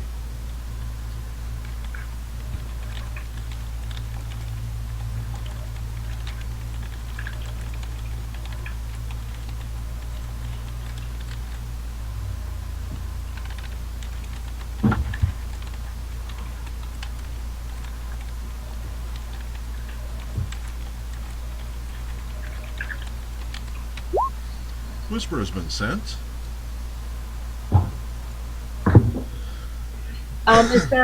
Is there so the crack under the door, is it large enough to admit, say, a marble? No, it's just paper thin. Super paper thin. Okay. Alright. Well, I'll pass on to the rest of the group. I see some shadows. It looks to me, I don't think it's animals. It looks humanoid. And then I lean back. Can anyone make trap not blow in our face? You said this door was wooden, correct? It is. It's a good Tell solid everyone to door. stand back some. Okay. And I'm gonna wait for the. Do I have to wait for their I mean, can they just say they stood back? Yeah, we should move everybody back if you're going to do something, though. Just make sure everybody has a chance to, especially in an open season like this, if you're going to do something potentially dangerous, it would be really nice to give everybody time to react before you do it. Well, Ziploc says he could try to deactivate it, but if he doesn't know what kind of spell it is. Yeah. You can, Ziploc, if you have at least one rank in disarm or disable device, you can try. Okay. All right, You- I'll. Take your time. Take all the time you need. Oh, wait a second. Is this disabling device, like, can you... I'm trying to remember, is this the same as 3.5 where you had to have trap finding, or can you still disable traps? You can't disable magical traps unless you have trap finding.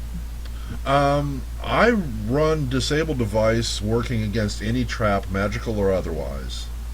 Just As far as finding the trap, that goes under your perception. Well, as far as finding traps goes, I'm bad at it, but as far as disabling it, I'm probably the best in the whole group. I have a plus 11 on it. You actually have skill in disable device? Oh, yeah, I have a plus 11. I have masterwork, use tools, the whole bit. There you go then. That's what you need. Yeah.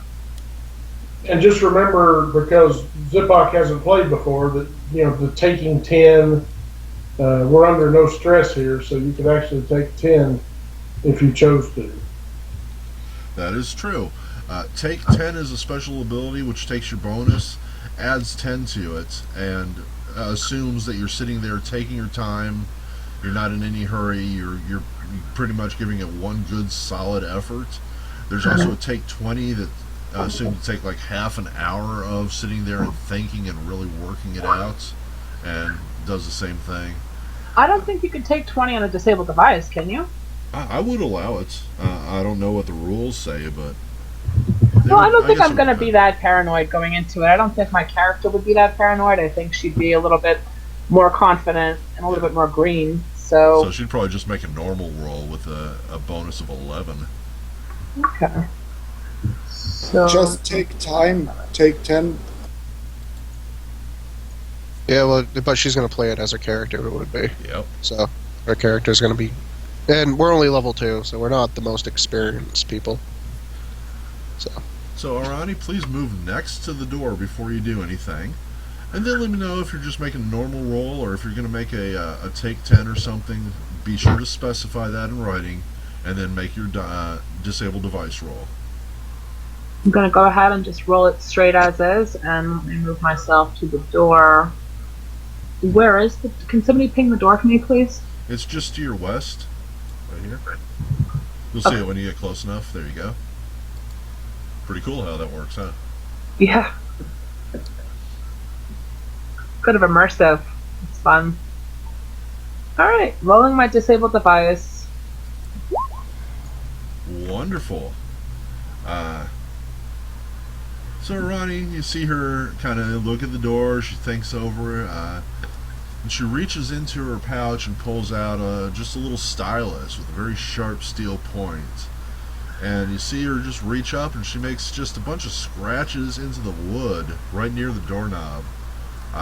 Doesn't look like anything happened, but she smiles and nods and turns around and says, "There you go." She believes she has successfully disabled it. I kind of point out it's locked as well. I was about to say it's still locked. Yeah, can you make secretly open that I can charge monster? But do you want me to roll a separate disabled device to unlock it as well?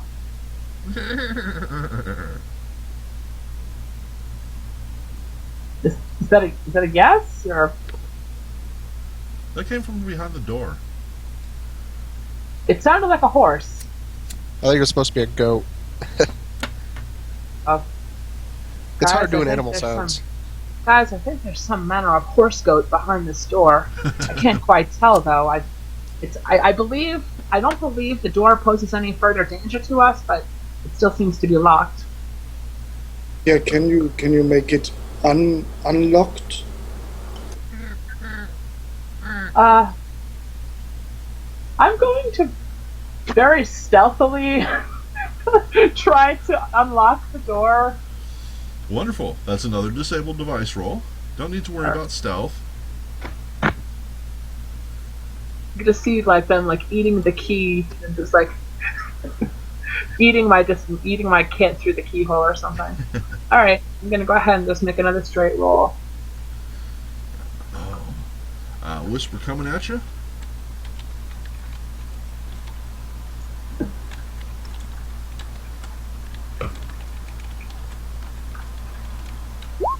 It was actually a mimic door. I'm going to my eyes are gonna slowly widen. I'm gonna look back to the party. I feel like it's about to get loud.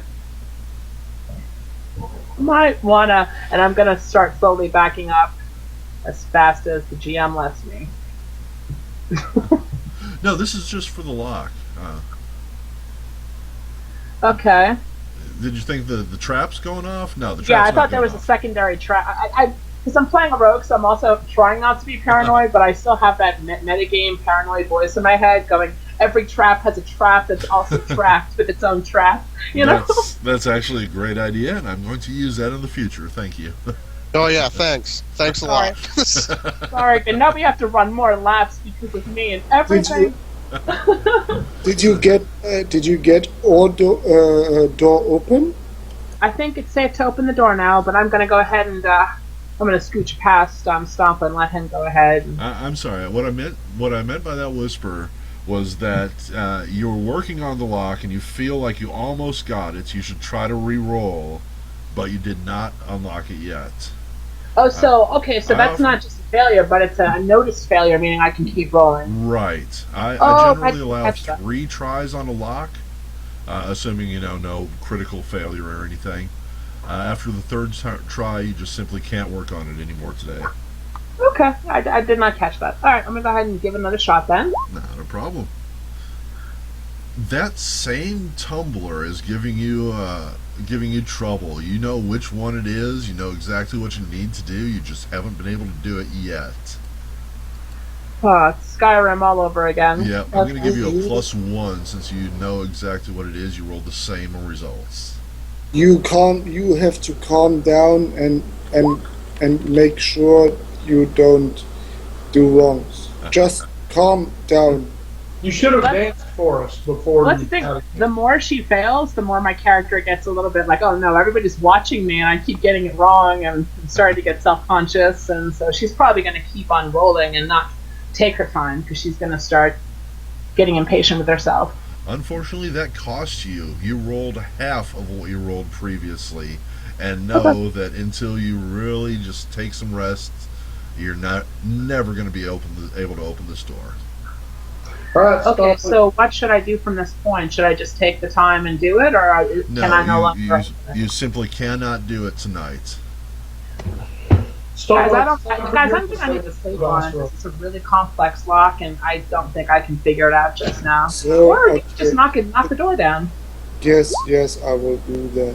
Okay, Someone else can try. okay, someone else try. Yeah, and if you not, then I will just charge through the door. No, honey, please. If I can't get it, nobody can get it. Let's try somebody else. Can somebody make trap? The trap's disabled. If you weren't sure before, when Can somebody open door? when Arani made her first try at the door, it would have gone off if it hadn't been disabled. Ziplock's going to give it a shot. If that doesn't work, I think it's time for Stompa's disable device roll. And if he fails, the other thing on the other side probably won't. Yeah, I've got this super look on my face, like, yeah, there's no way. I am the master. Nobody can do better than me. Yep. I am the alpha and the omega. It's sort of like, so I'm like, nobody can do better.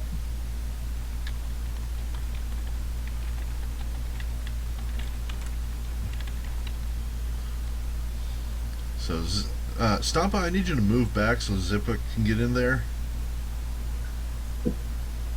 And Zipic starts working at the lock. You see him doing something. But he's still trying.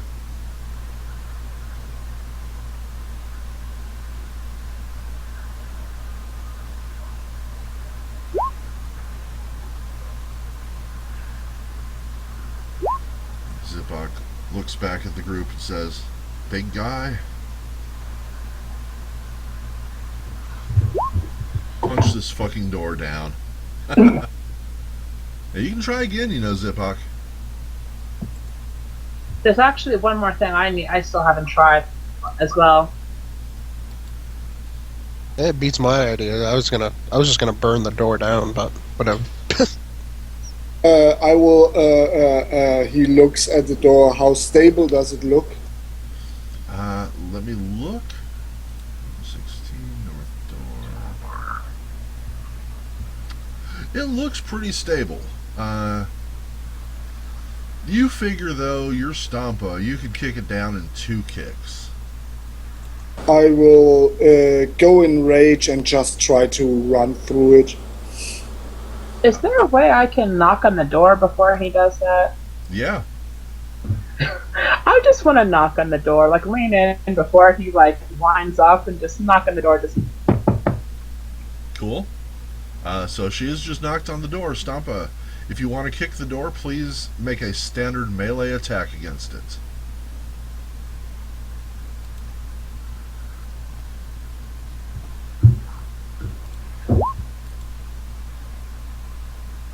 Cool. You hit it. It makes a very loud noise right after her knocking, but it holds still. Does anybody speak? Well, I'm assuming that everybody speaks Orc. If you don't, just pretend you don't hear it. And all of a sudden, the animal noises stop, and you hear somebody yell out, "The hell? Who is it?" I kick again. Kick again. And I'm going to yell, "It's the Great Vadim! Open the door!" And as you do so, Stompa knocks the door clean off of its hinges, and it goes flying off into the room beyond. I'm going to immediately step in and make an intimidate check against all of them. Please roll initiative now. Nobody move from this point on. Initiative is going to be one of your buttons up top. It should be either initiative or INIT. Like everything else, make sure your token's selected. For those of you new to the Color Animalian, initiative is a D20 plus various bonuses you get through character creation, plus that bonus divided by 100 as a tiebreaker. So if two people roll, for example, 12, one rolls a 12.02, one rolls a 12.06. 0.06 has more bonuses and goes first. In this particular case, you see 4 orcs of random appearance and 1 goblin of random appearance who are gathered around in this room. There's a couple stray chairs kind of pushed off into the corner, but they seem to be in some sort of a weird activity, grouped together in a circle, kind of talking to each other. This goblin standing off to one side. And as you enter, the animal noises suddenly stop and are replaced by the noises of combat. What is with orcs and goblins and their gross things that they do in this place? Hey, at least they're not oiled up. Well, at least with the oiled up, I could throw alchemist fire at them. That was always entertaining. And Vadim, you just had time to get into the room. You haven't had time to do anything. Stampa was ready to move. As soon as he kicks the door in, it is his turn. What would you like to do, Stampa?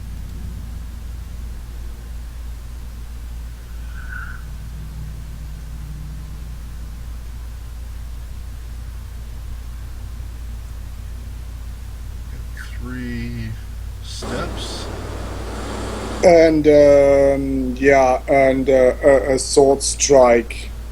Roar, the 7'7" orc just comes in and just smacks the first creature in front of him and roars. All right.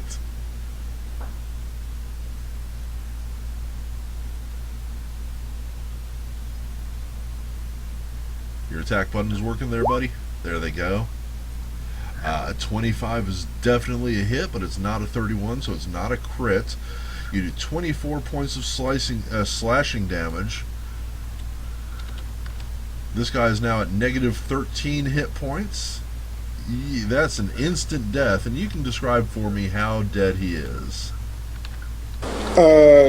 Stampa, the half orc, steps into the room, looks at the people. They prepare themselves, and then comes behind him a big shadow and just steps beyond him, and with not much effort he just slices his sword from one side to the other and clean cuts him in under the arms into 2 pieces.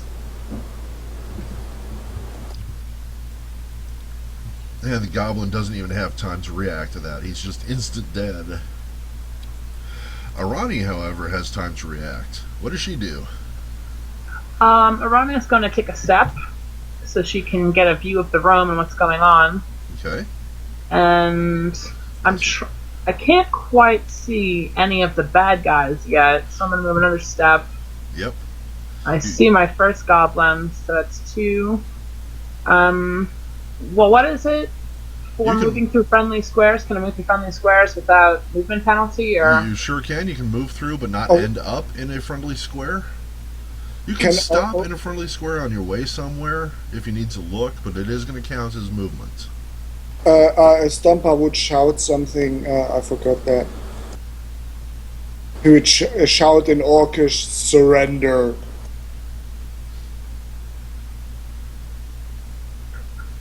So this goblin here is dead. Very much so. Both halves of it. So that was 1, 2, 3, 4, 5. Pathfinder movement diagonally is a little weird. It's 5 feet for the first one and 10 feet for the second one, and so on. So you'd be moving 5 feet, and then 15, and then 20, and then 30, and then 35, 45. It's weird. I'm going to finish my movement there. Okay. I'm going to burn a standard to for defense, for total defense action, and I will end my turn there. All right. I believe that gives you what, a +4 to your armor class? Until my acrobatics goes up, but it's a +4. Cool. People almost never use that in my games. Now, when you click on your token, you're going to notice the bottommost circle has a circle in it that's got a circle in it, etc. That's where you're going to find your token icons. I like to use green for waiting a whole turn and red for ready to action. Let's go with blue for defensive. There's also maybe a shield in there, but I think a blue would be sticking with the color theme. So that'll just to remind us. Okay. And that is your turn. It is Zipok's turn. Zipok, just to make it clear, you've got a movement of 30. You get one move and one standard action. If you want to use your standard action to move again, you may do so. So you could move 30 and do something, or you can move 30 and then move 30 more. Each square is 5. You can move freely through friendlies. Moving near enemies is a different story.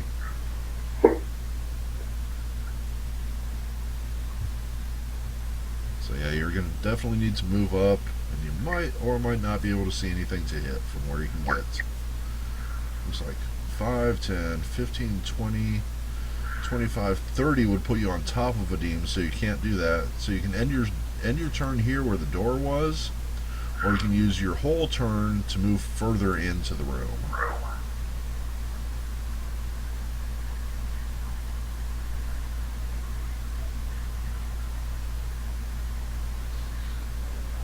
You can move through Vadim, but not onto him and stop.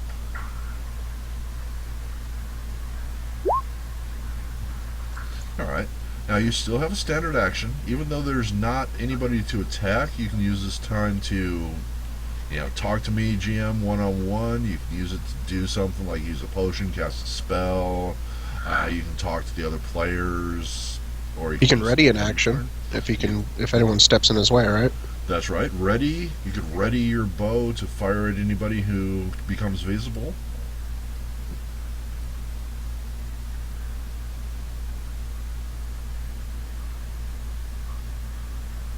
Attention as we find out what he's typing.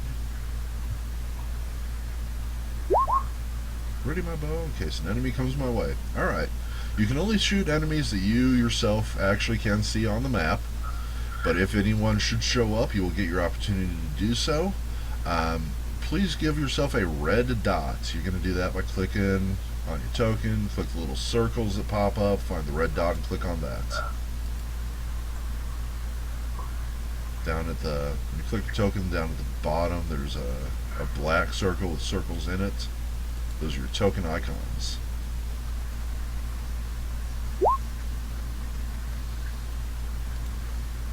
I'll get it for you, no worries.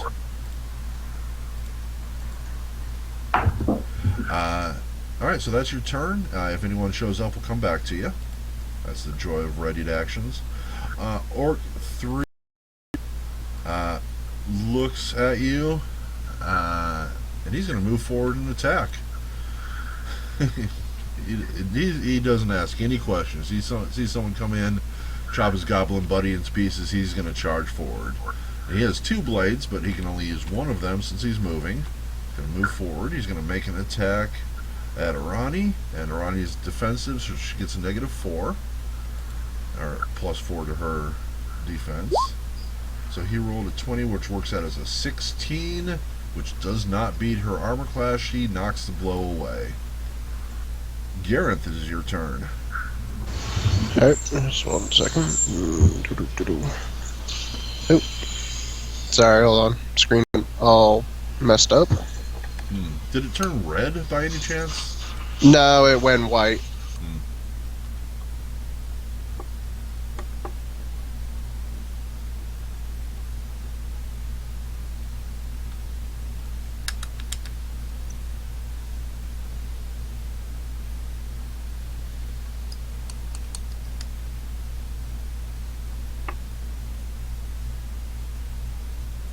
Alright, from here, I'm going to take out my heavy crossbow, and I'm going to shoot at the orc straight in front of me.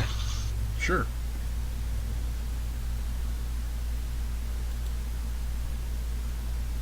Doesn't matter which one you say you're going to attack, the one you target when you actually do attack is going to come up, and that's the one I'm going to use. Unless you tell me, oops, I made a mistake. For some reason, I'm getting a syntax error, but I used it earlier and it worked fine. Alright, let me check. This may be my fault.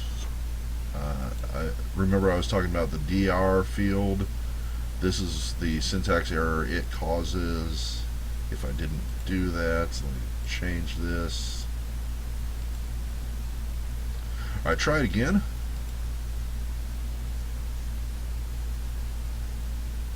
Same error? No, I didn't. It takes a second for me to retry it there. Cool. That was the problem. Okay, thank you. Alright, so your attack comes up as a 10. That is a clear miss. I see what I did. These orcs are not programmed right. Hang on. I forgot to recalculate them. That's still not right. They're not wearing their armor. And their attacks are not set up as strength. Oh, yeah, they are.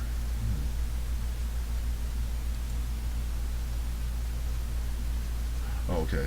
Okay, I see what's going on here. Hang on. Like I said, we're going to be bumping into stuff like this. And let's see, should that be what they are? That is correct. Alright, that was not a hit. Moved, acted, done. Orc 1. Orc 1 has a, what is that, a spear? It is a 30-foot throwing spear, and he has 1, 2, 3, 4 targets. We're going to go Stampa as a 1, Vadim as a 2, Gareth as a 3, 1d4. Gareth, you are his target. He's going to throw his spear at you. Yeah, it's too bad I took my my crossbow out. That sucks. Yeah. Yeah, that really sucks. That I would hits have for 9. I would have grabbed it. All right, I'll do -9. All right. Cool. Hasn't come through on my end yet. Yeah, hasn't on my end either. Yeah, I'm getting pretty good lag here too. That was Orc 1. Goblin 7 is dead, so he's not going to be doing much. Orc 2 has what looks like a falchion, or was that an axe? Do I have an axe? That's a great axe. He's going to charge forward and attack Stampa, an enemy. That is a miss. Yes. Well, my armor class, it actually it would hit, but it just bounces off of my skin because my armor class is so big. Gotcha.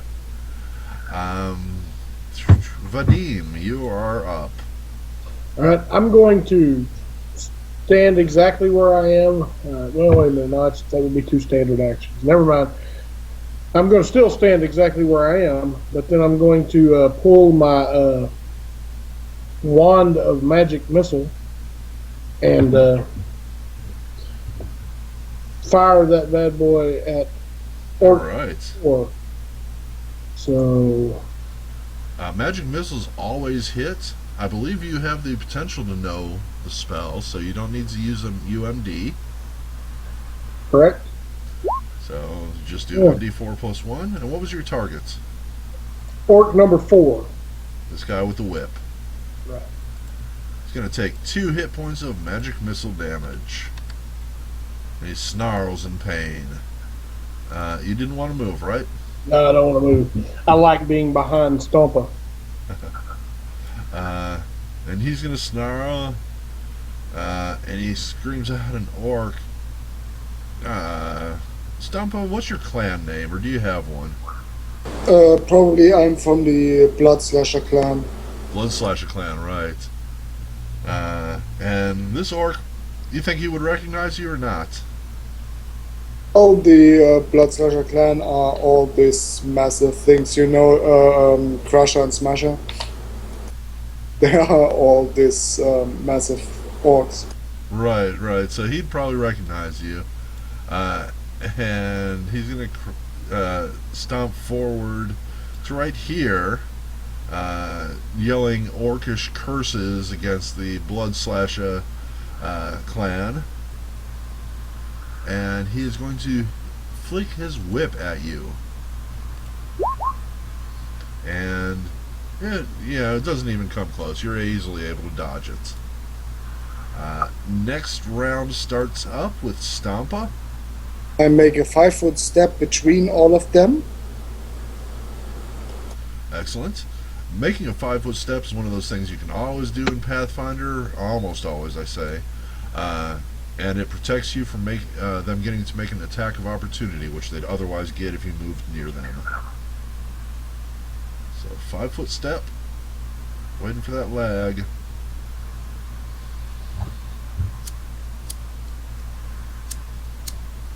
And then I make a full attack.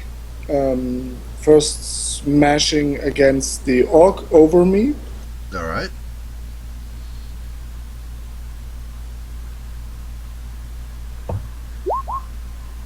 .22 is a hit, and he goes down. Instant kill. And I open my jaw and bite the one. All right. I like this guy. Stampa's good at what he does, because he just took this orc out with a bite. Alrighty. Arani, you're up. Okay. What I would like to do is there any feasible way that I can blank off of Stampa off of this orc that's right here? Get flanking off of him? No. Not where he is. You'd have to be inside the wall. That'd be directly opposite, which would be right here. Can't do that. Okay. Well, I would then, in that case, I'm just going to take a full attack action and make 2 attacks against this guy right here. You got it.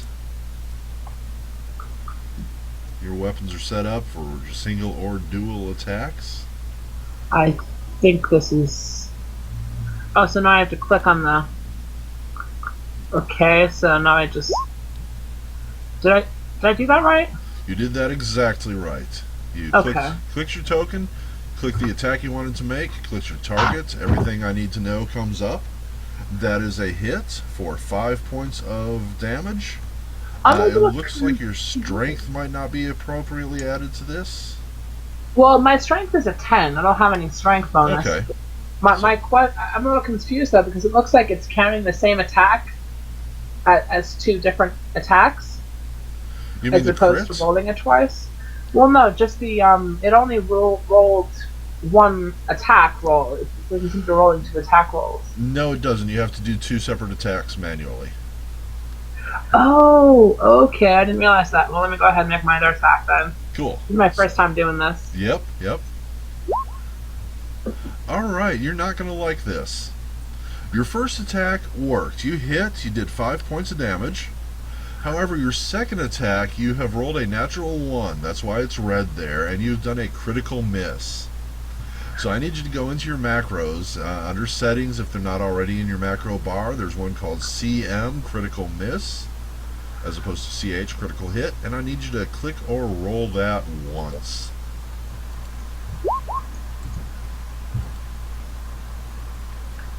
Cheap attack. So as you go to make your second attack, this orc is going to claw out at you and hit you in the face for 1d4 damage, which I'll roll. So you take 4 points of actual damage, plus roll a d10. Not d100, d10. It is /r space 1d10. Perfect. You are going to take 2 points of charisma damage. This will be in your character sheet under core. There's a section for charisma and damage where those interact. Just put a 2 in there. And then make sure it calculates right. Maybe they want a -2. I don't know. This is a new sheet. Not sure how they calculate things. So under core, under charisma, under where do I put the -2? Let me follow along and pull this up. Character sheet, core, Come on, lag. There we go. I think penalty. All right, charisma. Yeah, damage. As you go over, it's going to be base, enhance, miscellaneous, buffs, and then damage. So put a 2 in charisma damage.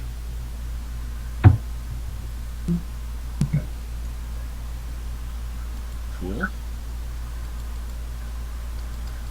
And it just adjusts the modifier? Yeah. Okay.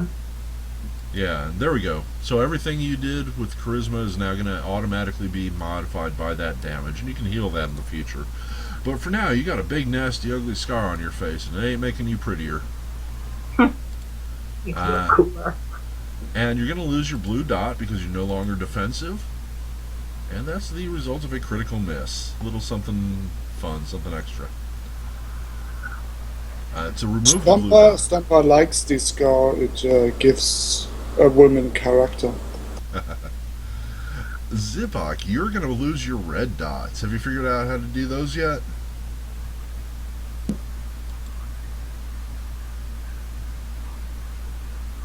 You click on your token. Bunch of little buttons. No? Weird. So it's your turn. You get to move and then take a standard action. Standard action usually an attack, not always. If you can see an enemy, you can attack them. If you see a friend, you can attack them too, but that's a little different. 10, 15, you have moved 20 feet. Question, yes, ask away. Rapid fire you can do, I believe, only on a full action, which means if you haven't moved or haven't moved more than a 5-foot step, you can do that. Otherwise, you only get a single shot.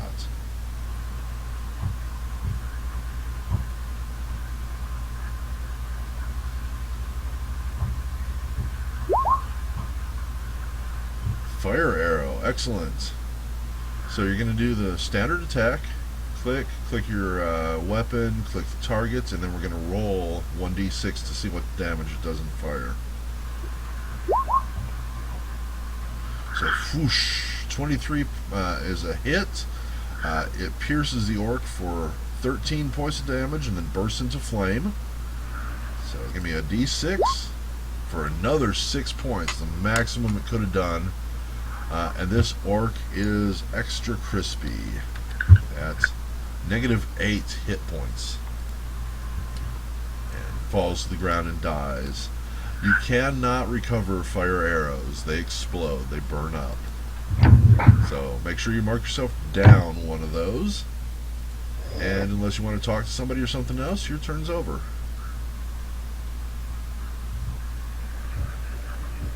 Orc 3, the only one left alive, screams out, "I hate blood slashes!" And with his 2 falchions, makes 2 attacks against Stampa. The first one misses or doesn't do damage. The second one, likewise, is ineffectual. Gareth, your turn. They just bounce off my skin. Alright, I'm going to take a 5-foot step. Maybe, if it decides it wants to go. And I'm going to use my nunchucks against him. Alright. That is a hit, although not a crit. It does 6 points of bludgeoning, and what's this? Disarm, for disarm attempts. Okay, that doesn't apply. So you've hit him for 6 points. Now, a question on, with flurry of, never mind, because I didn't say it at the beginning, but with flurry of blows, it said it acts like, dual wielding. Right. So that would be the same thing as with Arani's dual weapons. You would just make the same attack twice, and if you don't have it programmed for the lower 2 hits, you just manually do that. Okay. Well, I'll just hit with the nunchucks for now. Yep. That's it. You can do a flurry with the nunchucks too, can't you? Yes. Yeah, I can, Special but I monk think you have to weapon. announce it at the beginning. Yeah. Right. Yeah. Okay. So there you go. You hit, and this orc drops.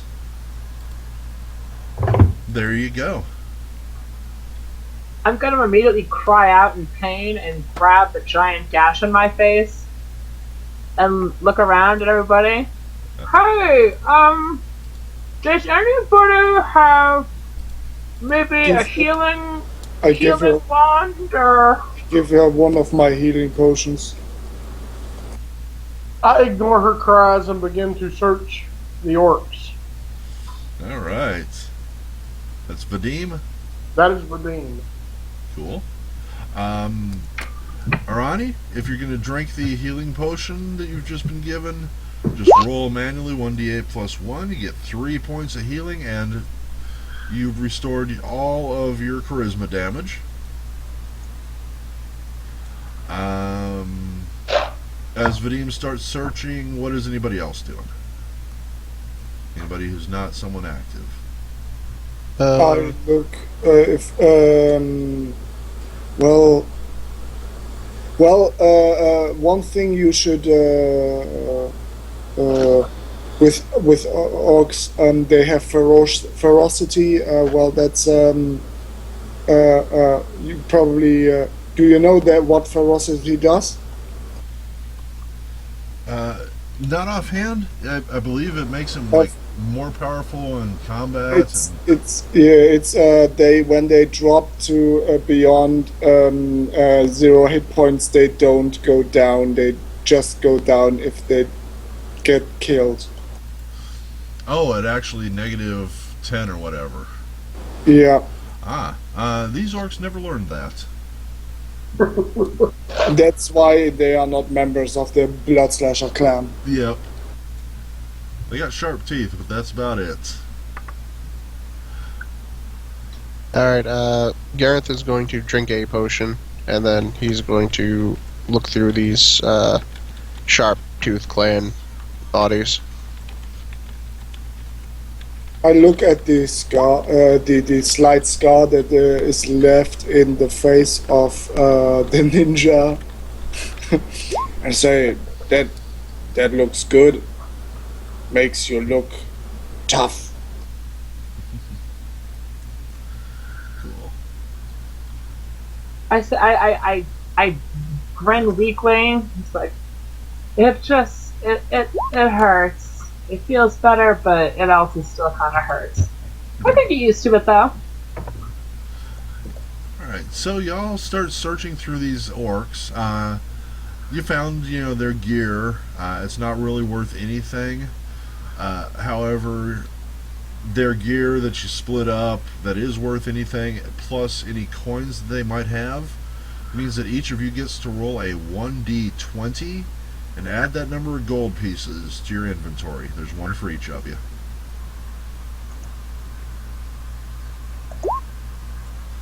As if I got 18 gold, Nick only found 5.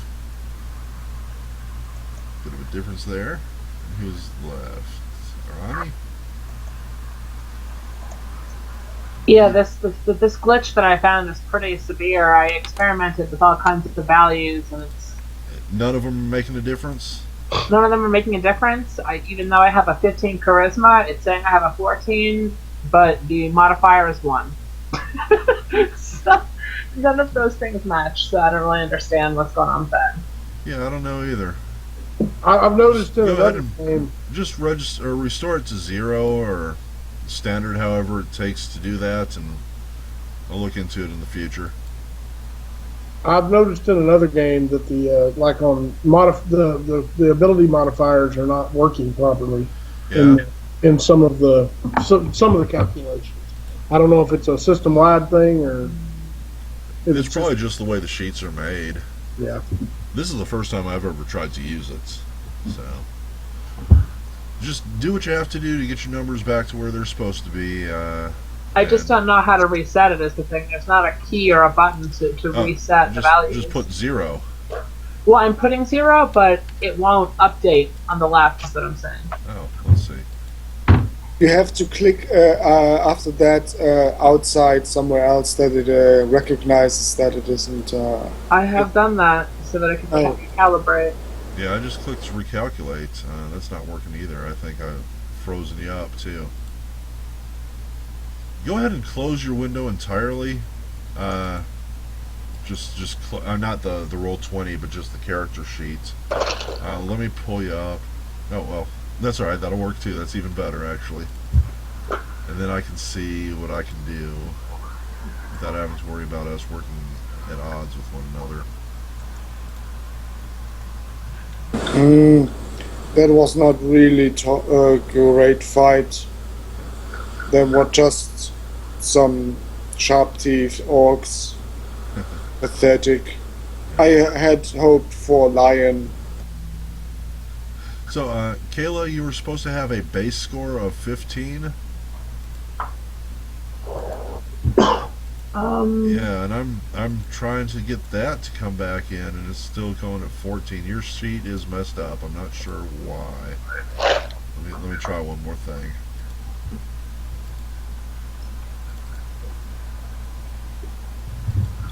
You don't have it open, right? Keep your Okay, sheet closed. now that I've reloaded it, now it is showing that I do have a charisma of 15, but the modifier is still locked at 1. Okay. It's supposed to be at 2.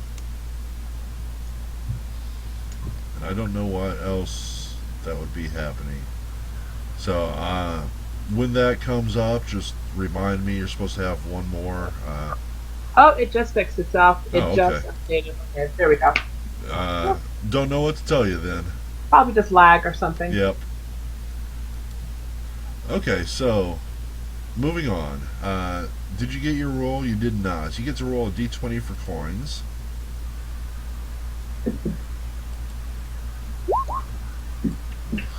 Four. That's not good. But you found 4 gold pieces. I guess you were the last to pick. You got the goblin. In addition, y'all have found that there is a small box sitting on the ground here. Inside it, you see the oddest thing that you would have ever expected. You see a bunch of stuffed animals. Little bitty plush toys like you get out of a claw machine at the carnival. And they're all little animals, little different animals and types, and there's a kid's storybook in here. And the best you can figure is these orcs were sitting here playing with these stuffed animals and making animal noises at each other. You see, one of them's got a lion at his feet, No. one's got a goat, and so on. Now Stomper feels bad. And I have to throw out one whisper. Give me just a moment. You're gonna loot the stuffed animal. It's terrible, Zipok. Yeah, you're going to think so when it turns out to be a figurine of wondrous power. Can I wander over to it and see what it says? Yeah, whisper has been sent. You can do what you're going to do. What animals are there except the lion?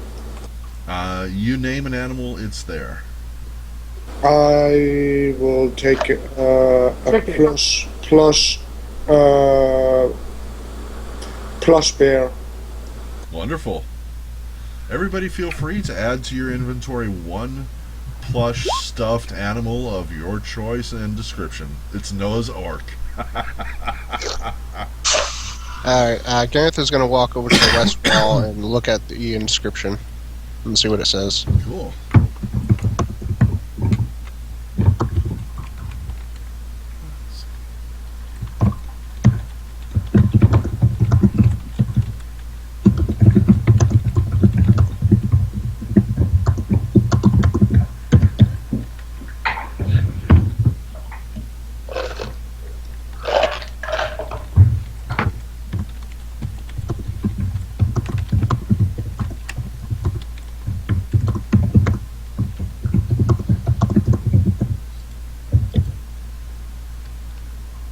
What the hell? What's this not doing what it's supposed to do? There we go.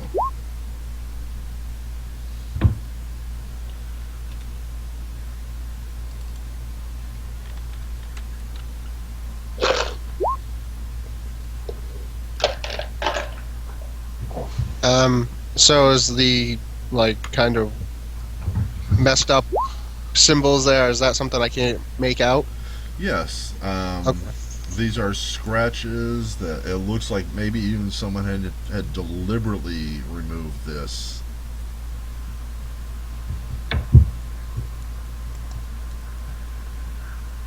Um, Now is this in common or is this in Orcish? I should probably ask.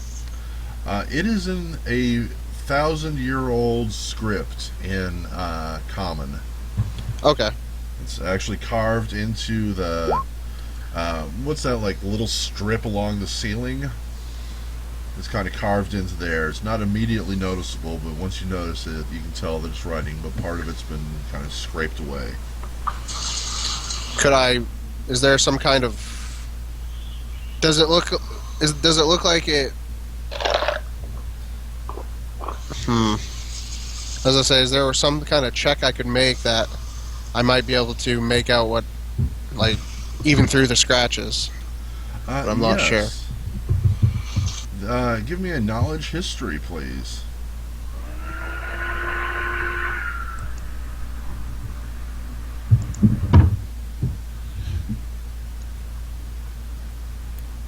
And you know what? You can even make this if you have no ranks, but you do have ranks in history. And you think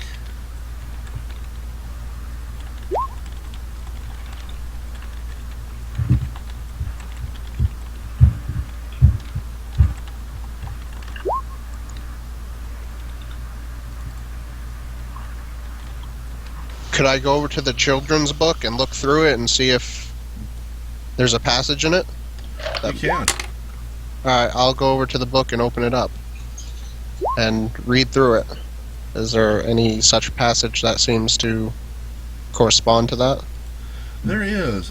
This book tells an old story of some sort of fable, and it's in really bad condition. It's gotten wet. It's been mildewed. It's been sitting here for 1,000 years. Pages are missing.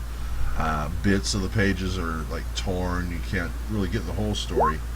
But this does. It's pinging your memory, and this is telling the story of two brothers, as far as you can tell, and they had a pet. It looks like a pet wolf, and it's their adventure after they found a sword. And then at the end of the story, they're on their way to fight some sort of beast, but the pages are missing. You can't tell what it is.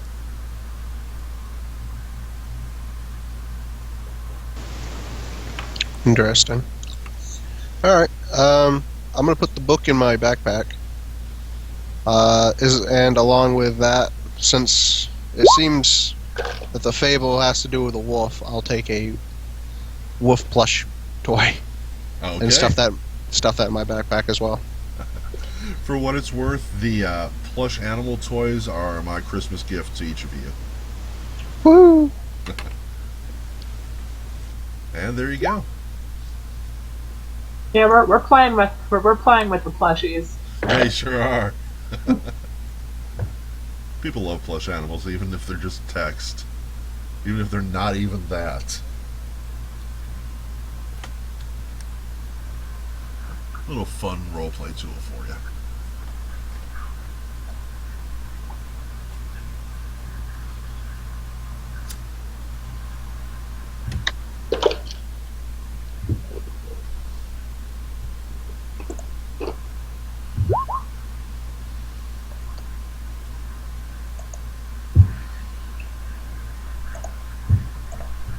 All right. Is there any other way out of here? There sure doesn't look like it.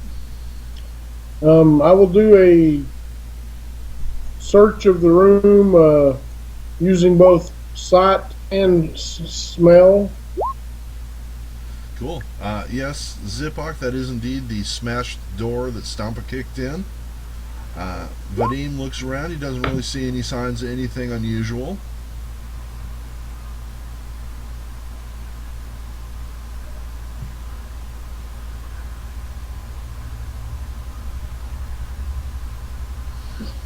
May I search the room as well? Certainly. Yeah, you definitely don't notice anything else. Okay. So, do we look after more rooms? No, there's another pathway just outside this room, so we can go down that. Yeah, yeah.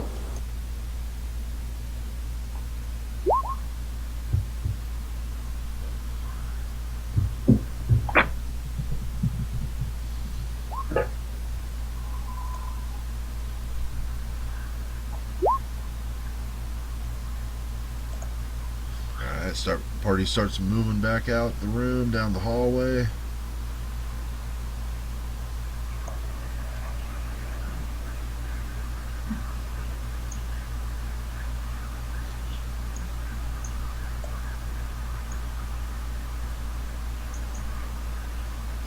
Leg!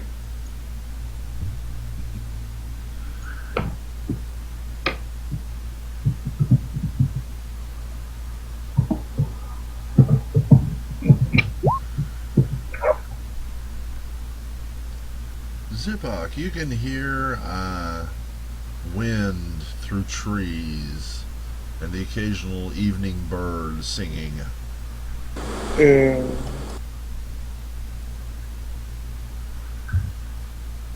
Looks like this is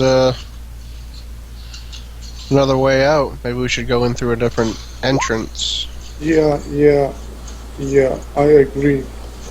Yeah, this has been kind of a sucky entrance.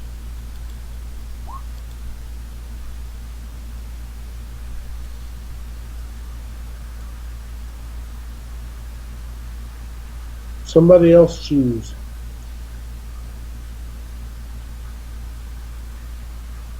Yep, if y'all head outside, you can go from there to any known location. Y'all just gotta decide and let me know which one.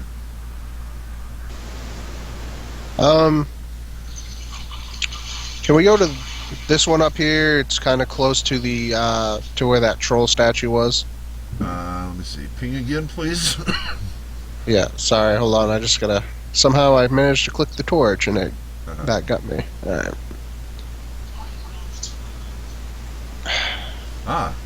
Yes, I see where you're pinging, and we can certainly do that. Does everybody agree? Yeah, I don't know where he's thinking, but I agree. Okay. Let's see. 1, 2, 3. I lost track of the party. Yeah, don't worry. I'll take care of it. I'm going to bring you all together down here. Make it easy to move you. And I'm going to drag you into place. Give me just a minute, and I will be able to ping you into position as you become viable. Let's see.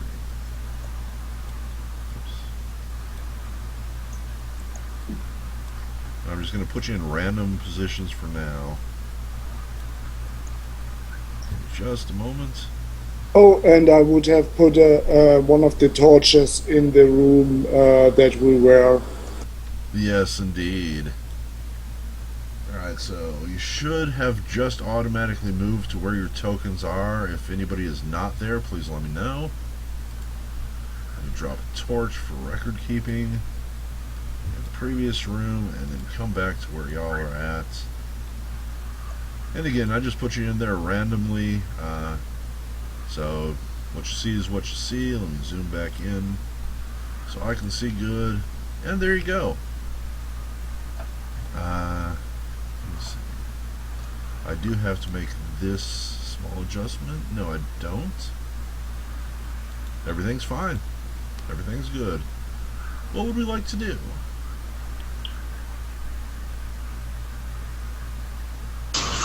Search for traps and go forward. Well, I haven't found this yet. I think I remember a room. Here we killed here we killed ghosts, I think, in the area around.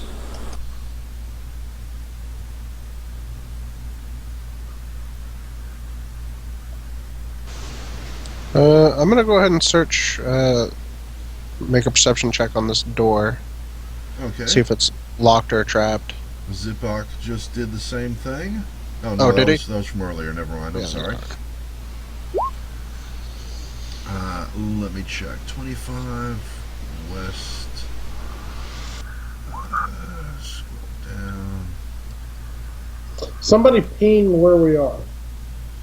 If you don't click on if don't try to move or anything, I can ping us right to it. All right, I see it. You should have just moved there. This is a strong wooden door, and it is indeed locked.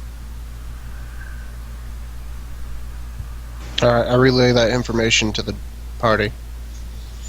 Well, can you open? I can't, but someone else can. I just didn't know if the party wanted to go through this door or not. Yeah, I think we have killed stuff inside. Maybe there's new stuff inside.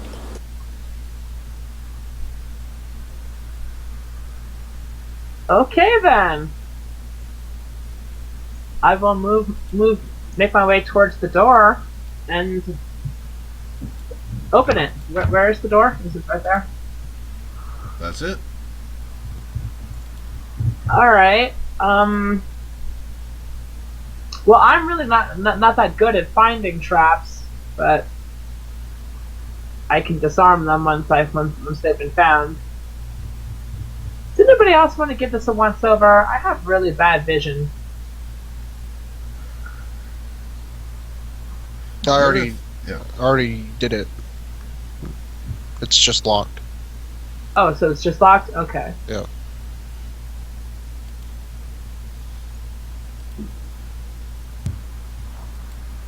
Alright, I'm going to roll to unlock it. All right. So I'll just disable device. And you feel like you were really close. This should be easy. You just fumbled. Not a fumble like a 1. You just rolled low. You could do a lot better. And unfortunately, there was no trap on it. Okay. Then I will give it another shot.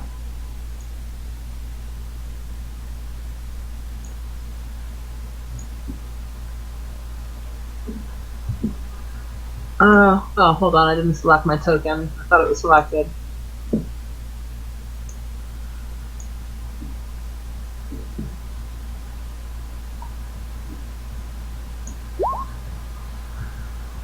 That did it. You flipped those tumblers like a pro, and you can tell that the door is now unlocked.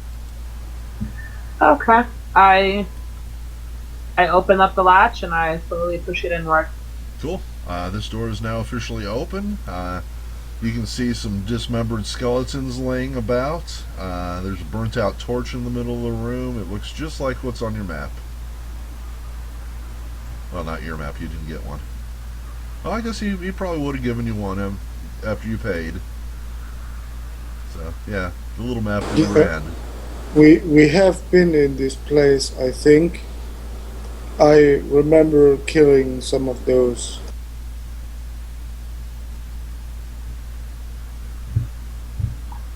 Yep. But now this door is officially unlocked, which is nice.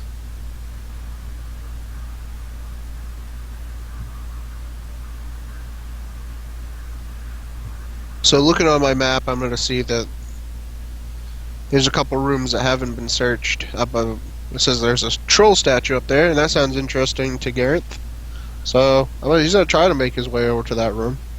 So I'm going to go to this stone door and see if it's locked or trapped once I get over there.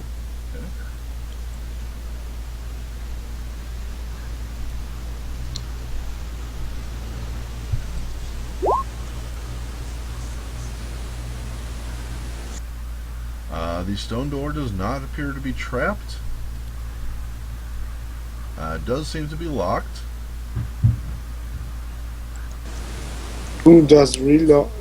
Does Oh, lock? wait, I'm looking at the wrong one here. Hang on. Are we in 25? We are 25 east. 25 east. Yeah, that's supposed to be an iron door. You can't see it properly because it's been, you haven't passed through it yet, but I'm going to go ahead and take... Oh, I guess you can see it, can you? No, you can't. You can't see through. Now you can. But yes, it is an iron door, and it is both trapped and locked. Oh, not trapped. It's not trapped. Gareth feels very conflicted right now. Cool. Okay, so it's not trapped, but it is locked. That is correct, yes. Alright. I think this door is safe, it's just locked. I'm also going to look at this door the other door next to me. Southern one. Yeah, make that roll. Got it. You feel exactly the same. This door is not trapped, but it is locked. So many locked doors. Yeah, I don't understand. We had to open the door. Who does relock them? Does nobody trust anybody anymore? Zipok, your door that you're by is currently open.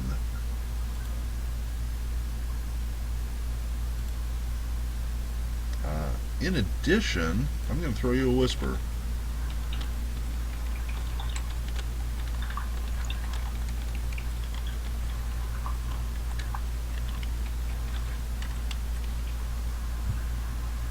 Whisper has been sent, and let me look and clarify this.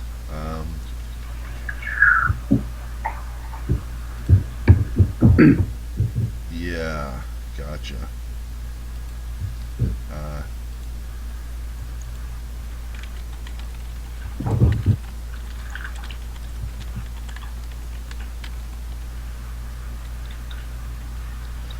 Whisper's been sent. I don't know about the rest of y'all, but I think it would be a good time to take a break because we got a lot of options, a lot of decisions to make. So let's take about a 5-minute break. Let those at YouTube and us here take a little bio break, get a new drink, do what we need to do. And then we'll come back and we'll deal with the mystery of the multiple doors. Alright, sounds good. Okay, we're stopping now.